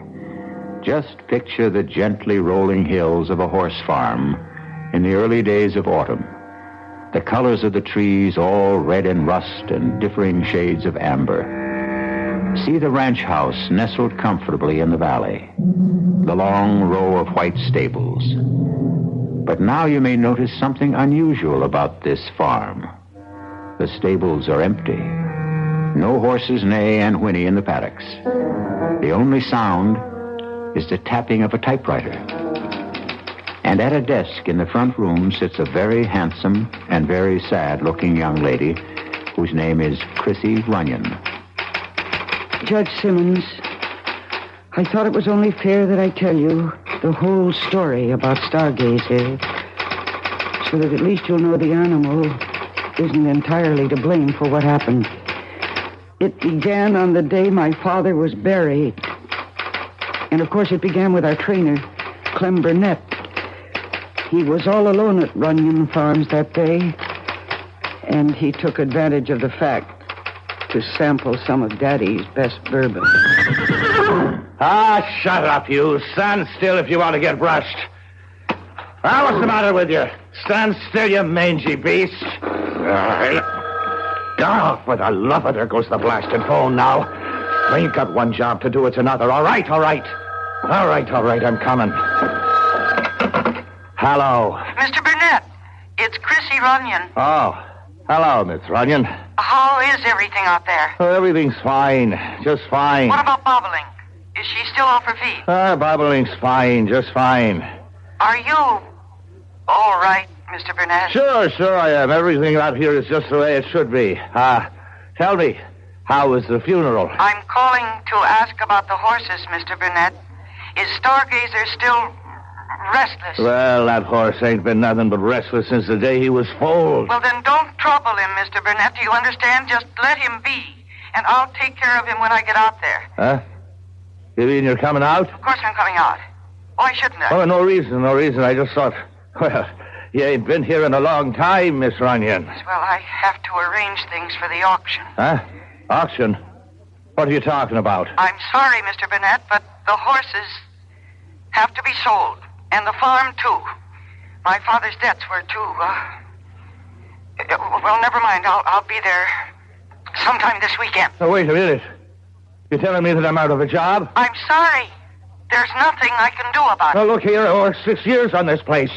6 years, and your old man never gave me more than a... I'll see you on the weekend, Mr. Burnett, and we'll settle then about your wages.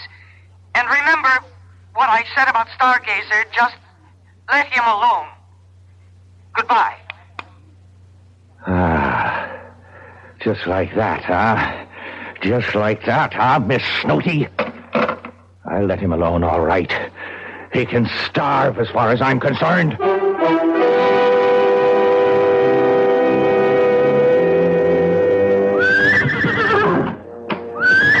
what's the matter, Stargazer? You don't look so happy today. Hungry, maybe, huh?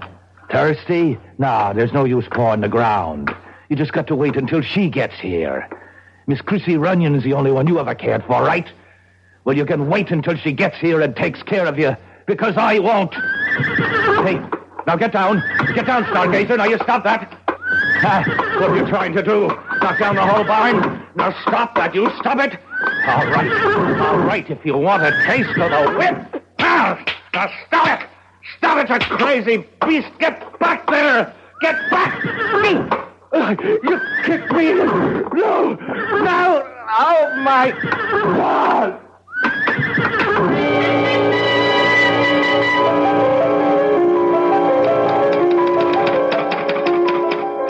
Well, you know what happened to Clem Burnett better than I do, Judge Simmons. You viewed the remains of his body for the inquest. That was something I couldn't bring myself to do. I'm sure you remember the day after the hearing, when you asked me to dinner. Please, Judge, why don't you tell me what's really on your mind? It's about Stargazer. Well, I appreciate your accepting this date. I know you're anxious to get back to the city. No, I'm anxious to get back to my home, Judge. Yes.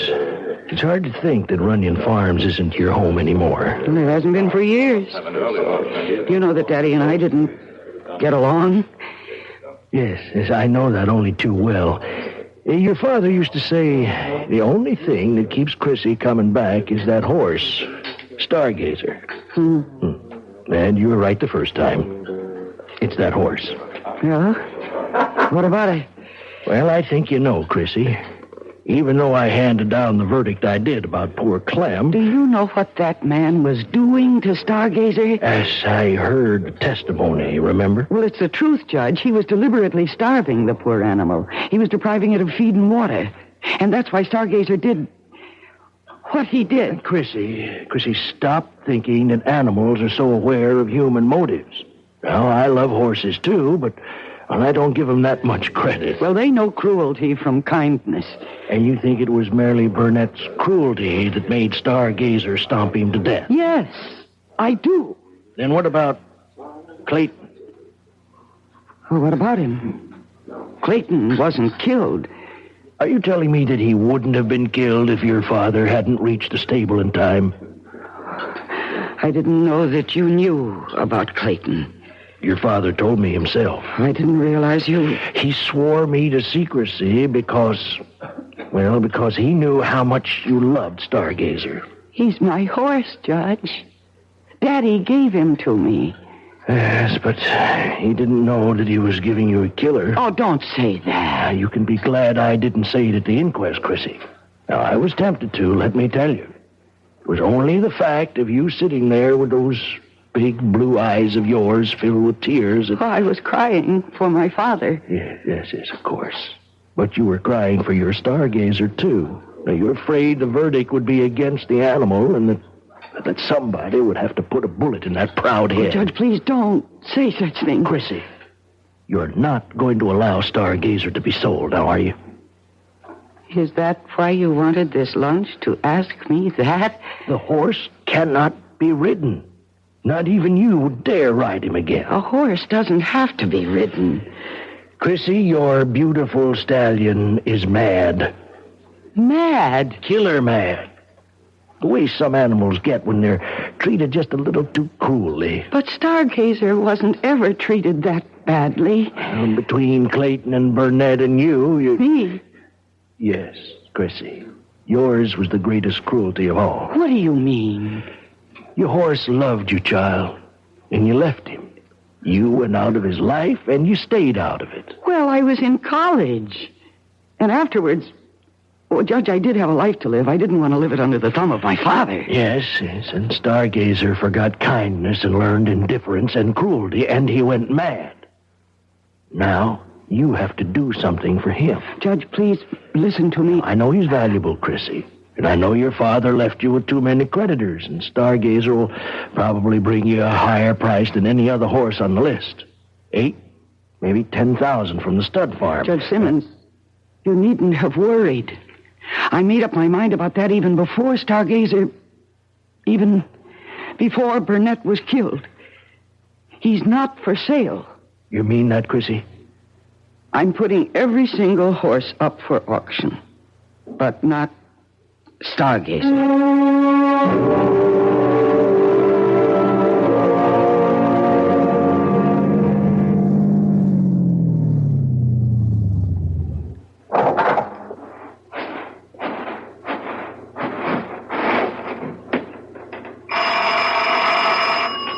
Just a moment. Good morning. Oh. Hello. You remember me, don't you? Alan Carlin from Wildbrook Farm? Yes, of course. I remember you, Mr. Carlin. Why, I thought you might have forgotten me. It's been a couple of years since we've seen each other, Miss Runyon. I remember you. In fact, I saw you at the auction. Well, I'm flattered that you noticed me. You bought 3 of my father's horses. Yes, I bought 3. I meant to buy 4. Listen, do you mind if I come in? Oh, please do. I was really shocked when I heard he died. He wasn't a youngster, of course, but just the same. Well, my father was 71. Well, I always figured he was younger, seeing as how he had such a young daughter. But I know it took Will a long time to get around to marrying. He was practically 40 by then, wasn't he? But then, that's how your father was, always putting things off. Including paying his bills, huh? Is that why you're here, perhaps? I beg your pardon. No, I know that you are on my father's list of creditors. Oh, but that's not the reason I came to see you. You see, I bought 3 horses at your auction, but I meant to buy 4. The only reason I didn't was because the horse I really wanted wasn't for sale. Huh. You mean Stargazer? Well, I suppose you think I believe those rumors about the animal? Well, I don't. I've been around horses all my life. A good thoroughbred doesn't go crazy overnight. So any compunction you might have about selling him... You're mistaken. Stargazer was kept out of the auction at my request. He's my horse, and I don't want him sold. Well, I attended the inquest, you know. I listened to every word, and I know Burnett mistreated the animal. That's why he got stopped. Mr. Burnett was a fine trainer. Oh, yes, indeed. The point is that I'm willing to take my chances, Miss Runyon. I won't ask you to cut the price because of the horse's reputation. There's no price tag on him. I'm sorry. Miss Runyon, you're still a sporting woman, aren't you? Would you be willing to make a little wager? What? Well, I've ridden horses with reputations 5 times worse than Stargazer's, and I can prove it. Now, if I do, will you talk about a sale? No. Oh, you're your father's daughter, all right. Everybody said Will ought to raise mules that would have been more in character. Now, look, you don't have to worry about me. I was born in a saddle. If anything happens, the responsibility will be all mine. Your responsibility? Do you really think I care what happens to you? Yeah, but nothing will. If you were at that inquest, you know what it means if Stargazer hurts anybody again. They'll destroy him, and they'll have the legal right to put him away. And I won't let that happen. But it won't be that way. It will. There is something wrong with Stargazer. I've known that for a long time. And I think Daddy knew it, too, but he gave him to me thinking that I might win him over with kindness. Well, I failed, you see. And now when he feels that hateful weight on his back, he... Oh, please go, Mr. Carlin, please. All right, Miss Runyon. I'm just so terribly sorry you won't let me prove you wrong. Oh, dear. I should start my packing. Feels like the whole morning is gone. Oh, no. I hope that man isn't bothering Stargazer. We must be out at the stable. Mr. Carlin, don't. Please don't. Mr. Carlin, don't. Mr. Carlin, stop. Bring him back here. Don't ride him.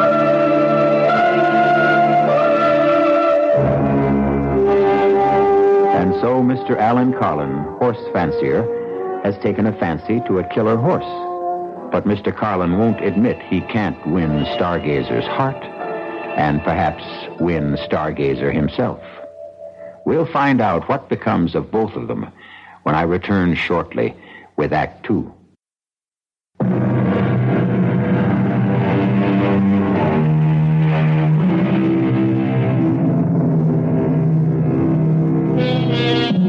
And now, here's Act 2 of The Horse That Wasn't for Sale. Alan Carlin knows horses, knows the feel of them, the moods of them, knows when they respond to a rider's touch, and knows when they resent it. But there are times when even the best horseman allows his ego to override his common sense. And Alan Carlin is about to learn that his time is now. Okay, boy. Take it easy now. Easy. Slow it down, boy. Come on. Those branches. Oh, good Lord, Stargazer, slow it down, boy.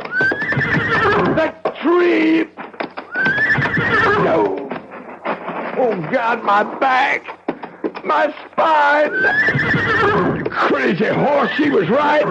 You are crazy. No. You keep away from me. Get back. You get back there, Stargazer. You get away. No, stop it. Somebody, please, somebody stop him. Save me.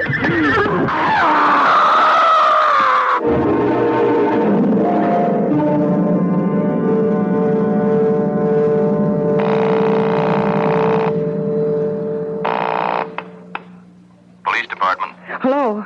I want to report a missing animal. A horse. Who is this, please? My name is Runyon, Christine Runyon. Oh, yes, Miss Runyon. This is Sergeant Beggs. Oh, Sergeant, one of my horses was removed from... he ran away. Oh? I thought all your animals were auctioned off, Miss Runyon. No, there's one that wasn't sold. His name is... listen, maybe he's still around the farm somewhere. Maybe I better just go out and look for him. Well, if you want to give me a description of the animal... No, it's all right. I just lost my head for a minute. I'm sure he's around the property somewhere, and I'll find him. Don't worry. Whatever you say, miss. I'm sorry to have troubled you. Goodbye.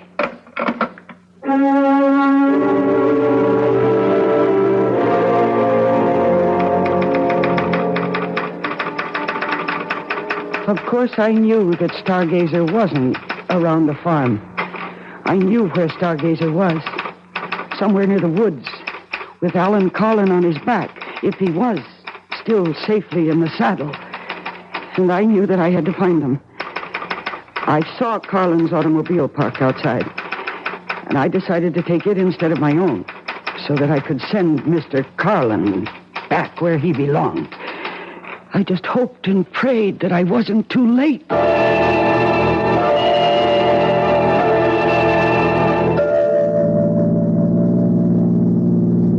I hated driving. All my life I preferred a saddle to a driver's seat. But I drove Alan Carlin's car like a reckless idiot, taking every curve as if it was a race course. Stargazer must have been traveling swiftly, because there was still no sign of them when the road ended and became a forest trail. Only a horse could travel that pathway. So I stopped the car. I wasn't afraid of the forest. I'd spent half my life on a trail that led into the deepest parts of it. But now, for the first time, I felt afraid of it. Afraid of what it might conceal. And then I heard a sound that froze me in my tracks. Stargazer! Stargazer, where are you? Stargazer! Mr. Carlin! Oh, thank heavens you're all right, Stargazer. You are. Oh, dear God. No! Mr. Carlin, he's been thrown. Oh, I warned you not to do this. He just won't be ridden. Nobody can ride Stargazer, not even me. You're lucky you weren't... Oh, no. Oh, no, his head. Oh, no. You killed him. He's dead. He's trampled to death. Oh, dear God. How could you let this happen? It isn't right. It isn't right. No, Stargazer. I'm not angry. Not with you. My poor animal. No, it's his fault. It's all his fault. Oh, damn you, Carlin. Why did you make this happen? Why? No, don't worry. Don't worry, Stargazer. I'm not going to let anything happen to you. That wouldn't be fair. It just wouldn't be. Only what can I do? They'll find out. Somebody will find out. I looked at Carlin's dead body, and I thought, what if I simply left it there? Just left it to yesterday's dead leaves and this year's snow. By the time they found him, Stargazer would be safe with me in Washington. But then I realized that would never work. They'd see the hoof marks on his face. They'd know. That policeman I called would remember, and they'd come for Stargazer, and they'd put a bullet in his head. No, I couldn't leave Alan Carlin there. Not with the story of his death so clearly marked on his face and his body. Or maybe there was something else I could do. What if I obscured the story of that death? What if I just obliterated it? Yes, that was my answer. Alan Carlin's automobile was only 100 yards away. If I could get him there, I bent down and put my hands under his arms, and I tried to lift him. He was so heavy. Dead weight. How could I drag him to the car? No, it was impossible. I could only move him a few inches along the ground. The slippery leaves beneath his body helped a little, but I just didn't have the strength. And then Stargazer gave me the answer. If I could manage to secure the body to his harness, if I could attach it somehow to the reins, or even to the stirrup. It was horrible, I knew that. But the thought of what might happen to Stargazer was even more horrible, more unbearable. And finally, I managed it. I dragged that man's body out of the woods, using Stargazer as my strength. And I put Alan Carlin into his own automobile. And I started the engine. There was only one logical place to take him. It was the canyon road, of course. I knew how steep that drive was, how dangerous it was. That's why so few cars traveled it. And that was lucky for me, the fact that the road was empty, because it made what I had to do so much easier. It almost seemed like a sign from heaven that what I was doing was right. And then, at the beginning of a steep grade, I stopped the car. And I looked at the edge of the precipice. And then I looked at Alan Carlin's body. And for a moment, my nerve deserted me.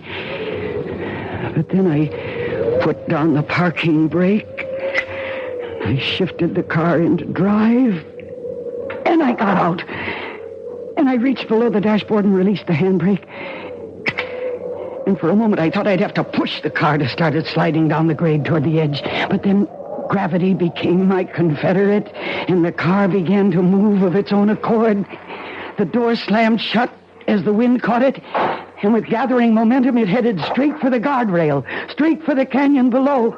And the guardrail gave way, and the car and the man and the whole horrible problem went over the edge. And when it struck the bottom, the impact was so shattering, I knew that Stargazer could never possibly be implicated in that man's death.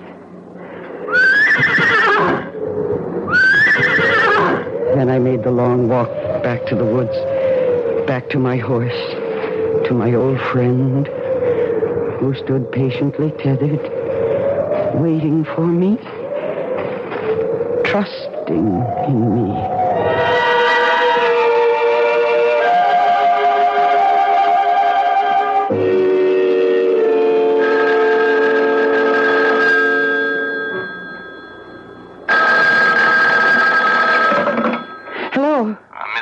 This is Sergeant Beggs. Oh, yes, Sergeant. Well, I just thought I'd call and see if you had any luck about finding your horse, I mean. Oh, yes, I found him. I was foolish to have panicked. He hadn't gone very far after all. Oh, good. Still on the property, you mean? Yes, he was. That was silly of me. He was just a short distance away. Well, that's fine. That's just fine. I'm glad to hear it. Better make sure you keep that stable door locked. Yes, I will. Thank you very much, Sergeant. You're welcome, Miss Runyon. Goodbye. Goodbye. Oh, I think I could use a drink. Oh, no. No, what? Hello? Hello, is this Miss, is it, Bunyan? No, the name is Runyon. Who is this? Well, you wouldn't know me, Miss Bunyan. Miss Runyon. Name's Sam Fryatt. I work over at Wild Book Farm for Mr. Carlin, you know. Yes? Oh, what do you want? Well, I was wondering if you were going to be home this afternoon, Miss Runyon. A little something I wanted to talk to you about. No, I'm sorry. I have a great number of things to do today. I can't receive visitors. Well, I figured you'd want to talk to me, Miss Runyon, on account of what happened this morning. Oh? What do you mean? Oh, I think you know. What happened out there? On that canyon road? I haven't the faintest idea of what you're talking about. Sure you do, Miss Runyon. You see, I saw you kill Mr. Carlin out there. I saw you murder him. Now, can I come and talk to you?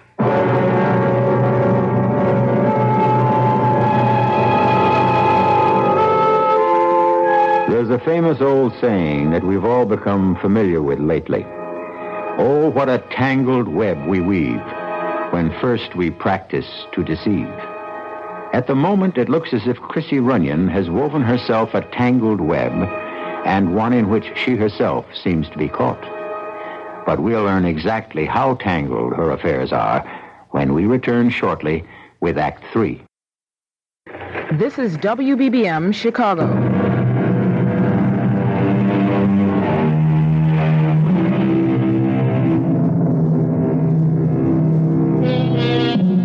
And now, here's the final act of The Horse That Wasn't for Sale. And it begins with a sound that strikes terror into the heart of young Chrissy Runyon. She hesitates before she answers it, afraid of the man who might be on her doorstep. Miss Runyon? Yes. I'm, Sam Fryatt. Yes. Oh. Come in. Well, it's nice of you to see me, Miss Runyon. Who are you, Mr. Fryatt? I've never seen you around here before. Well, I'm new, Miss Runyon. I come from out of state. Yeah, I used to work in West Virginia at the Algonquin Farms. You know it? I heard of it. Yeah, well, I used to be a trainer there a long, long time ago. Then they had me doing grooming work and junk like that. I said, no more of that, I said. Mr. Fryatt, will you please come to the point? What did you mean about Mr. Carlin? I don't know what you saw or think you saw. I seen you, Miss Runyon. I seen what you did. Well, whatever you think you saw, you were mistaken. I didn't even know your boss, Mr. Carlin. And to accuse me of killing him... Oh, but that's what you did, all right. Now, you pushed that car over the cliff, and poor Mr. Carlin was in it. My, you must have really hated that man. Well, what'd they ever do to you? Get fresh or something? Mr. Fryatt, you're completely wrong. I swear you're mistaken. Well, all righty then, I'm wrong.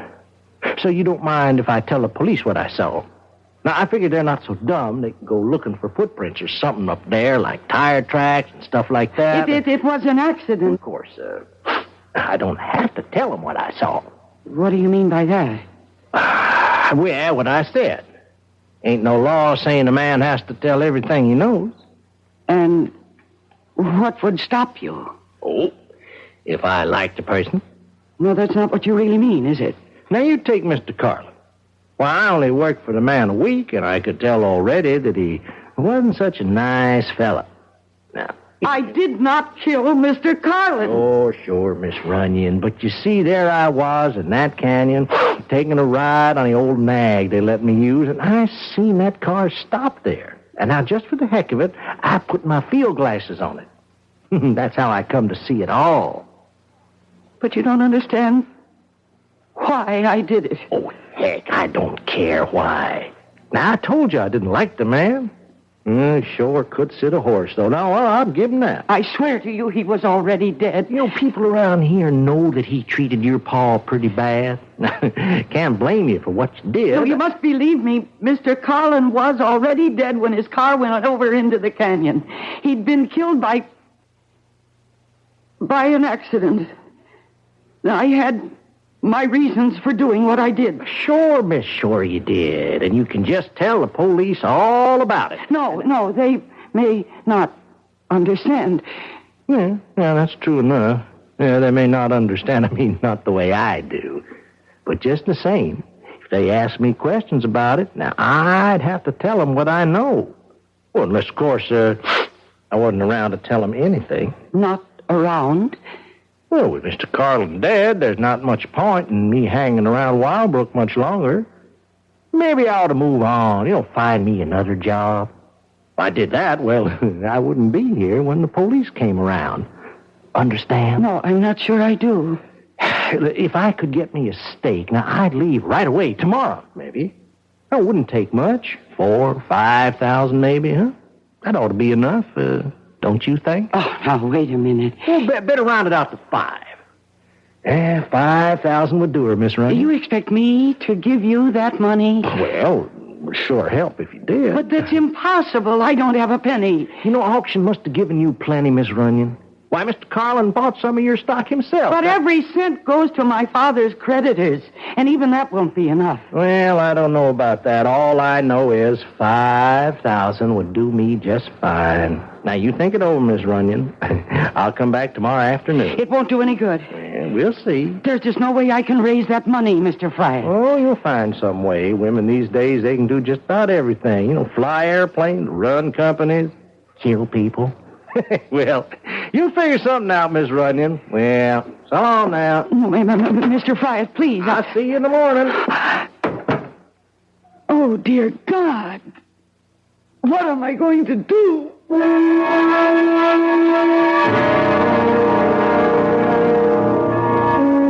now, here's news on the local scene. The body of horseman Alan Winslow Carlin has been found in the ravine below Canyon Road. Carlin, the victim of an auto crash that completely demolished his vehicle, had to be identified positively through examination of his dental records due to the condition of the body. An investigation by the State Highway Patrol is underway.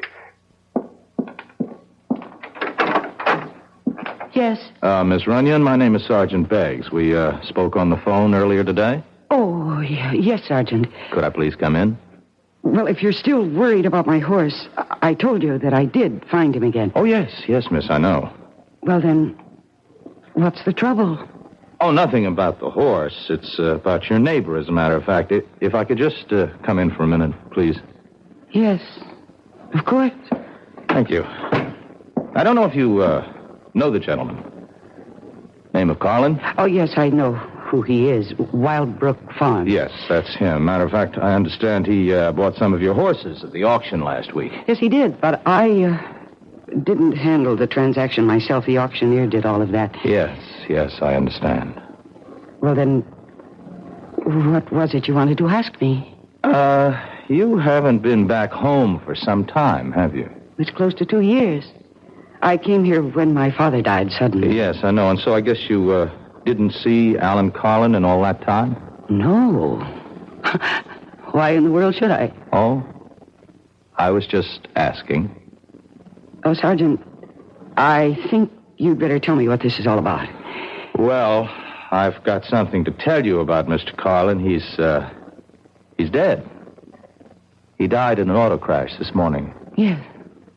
I just heard that on the news. Oh, I see. Well, it was pretty bad. He was halfway up the canyon road, heading for the Leap. You know where the Leap is? Sergeant, I was born and raised in this part of the country. Oh, yes, of course. Excuse me. Anyway, he went out driving that way, and he must have skidded or something. Car went over the edge, plowed right through the guardrail. Oh, that's terrible. It's such a dangerous road. Oh, yes, it is a dangerous place. I would have thought Mr. Carlin would have had more sense than to take it at high speed or whatever it was he did. Anyway, the car went over, and it was totally demolished, of course, and that's a long way down. Oh, that poor man. I'm terribly sorry about Mr. Carlin. But I really can't take his loss very personally. I hardly knew the man. Uh-huh. Well, your father knew him well, though, didn't he? Yes. They were neighbors for many years. And friends. Oh, I suppose so. Only they had some kind of falling out about money, I understand. Well, what does that have to do with all this? Just curious, Miss Runyon. Are you trying to imply something? No, miss, of course not. Why should I do that? Oh, there is just one more thing, though. One more thing. When Mr. Carlin left his place this morning, he told one of his servants that he was coming here to see you. Oh, that's right. He was here. Mm-hmm. What time would that have been? Oh, I don't remember exactly. Around 11, I think. Did he stay very long? No. No more than 10 minutes. I don't see the point of all these questions. Well, you see, we're just trying to understand what happened, Miss Runyon. Mr. Carlin, he was a pretty careful driver. He knew that mountain road as good as anyone else in this part of the country, and we were just wondering if he might have been, let's say overtired or drinking too much or depressed, anything like that. How'd he seem to you? I just don't recall. I see. Well, then I guess that's all for now. What do you mean, for now? Oh, the Highway Patrol is investigating the accident, too, and since you were the last person to see Mr. Carlin, they might be talking to you, too, Miss Runyon. Oh, is that the horse out there? One that got away? Yes, that's my horse. My. That's a fine-looking animal. Oh. I guess he's the only one you didn't sell off, huh? That's right, the only one, Sergeant. But I might not keep him after all.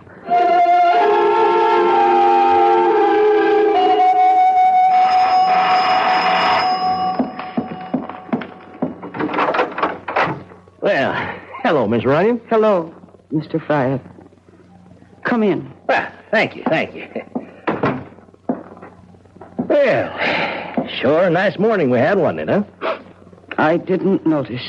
Sure glad it warmed up some. I had to walk over to Mr. Carlin's place. That old nag of mine finally broke down. It's coffee I smell? Yes. Would you like a cup? Well, I sure wouldn't mind. How do you take it? Black, just fine. Oh, thank you, miss. That's real nice of you. That's good. Well, now, I understand the police were around yesterday. You don't miss very much, do you, Mr. Fryer? Pays to keep your eyes open, I say. Oh, yes, I'm sure it does. Now, the question is, how much does it pay? Mr. Fryer, I don't have the money you want. Well, that's a real bad piece of news, Miss Runyon. I told you yesterday there's simply no way for me to get my hands on it. The money that came to the estate through the sale of the ranch and its stock went directly into escrow. Now, I wouldn't know about fancy words like that, miss. All I know is the estate has no money. And I have no money of my own. Well, that's really too bad. Because that means I can't leave. And if I can't leave, I might just as well tell the police what I saw. I'm hoping that you don't do that, Mr. Fryer. Oh, I don't want to do it. Believe me, Miss Runyon. But if there was just something you could give me. I mean, there must be something your pa left you, huh? Man like your daddy wouldn't die and leave his only child nothing at all. Well, there is one thing. What's that? It's the only legacy I have. The most valuable thing he owned. Look, out the window. That horse, you mean? Yes. His name is Stargazer. A thoroughbred. A champion.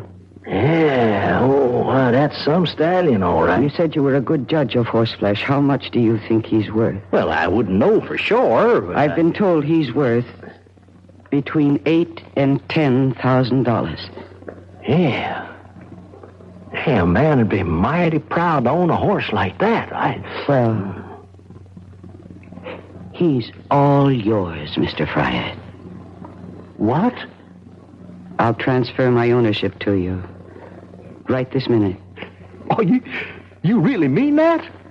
Oh, why, that would be real fine, Miss Runyon. That would be real kind of you to do that. It won't take more than a few minutes for me to prepare the papers. Oh, I'd really appreciate that, Miss Runyon. You know, I'd sure like to take him out for one last ride before the sun goes down. And, of course, that's just what happened, Judge Simmons. Sam Fryatt took Stargazer out for his very last ride.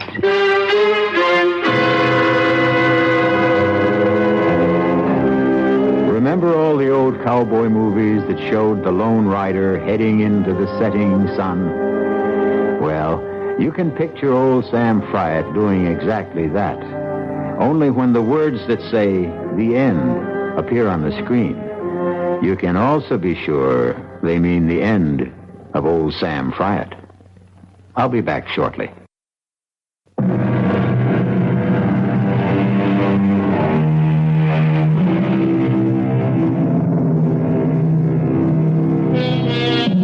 We hope you enjoyed this radio mystery story. We hope you're enjoying the magic of radio itself. Magic which produces the most gigantic stage of all. A stage large enough for one galloping horse or an entire herd of galloping horses. This is E.G. Marshall asking you to tune in. Will someone please head those horses off at the pass? Our cast included Mercedes McCambridge, Arnold Moss, William Redfield, and Earl Hammond. The entire production was under the direction of Hyman Brown. Now, a preview of our next tale. He'll never be satisfied. If we got him out of the country. What's to keep him from coming back when he's broke or even threatening us from abroad? I gave him $1,000 in cash only a few days ago. When he was picked up in the bar, he had only about $270-some left. In a matter of 2 days, he'd squandered over $700. But if he were made to understand that the sum agreed on was all he was going to get. Can't I make you understand? We're not dealing with a rational, honest man. He'll agree to anything. When his money runs out or he decides he wants more, he'll be right back. What can you do? There are only 2 things one can do about a blackmailer. Keep on paying and paying forever. And the other? And the other, kill him. Radio Mystery Theater was sponsored in part by the Kellogg Company, makers of Kellogg's Special K cereal. This is E.G. Marshall inviting you to return to our Mystery Theater for another adventure in the macabre. Until next time, pleasant dreams.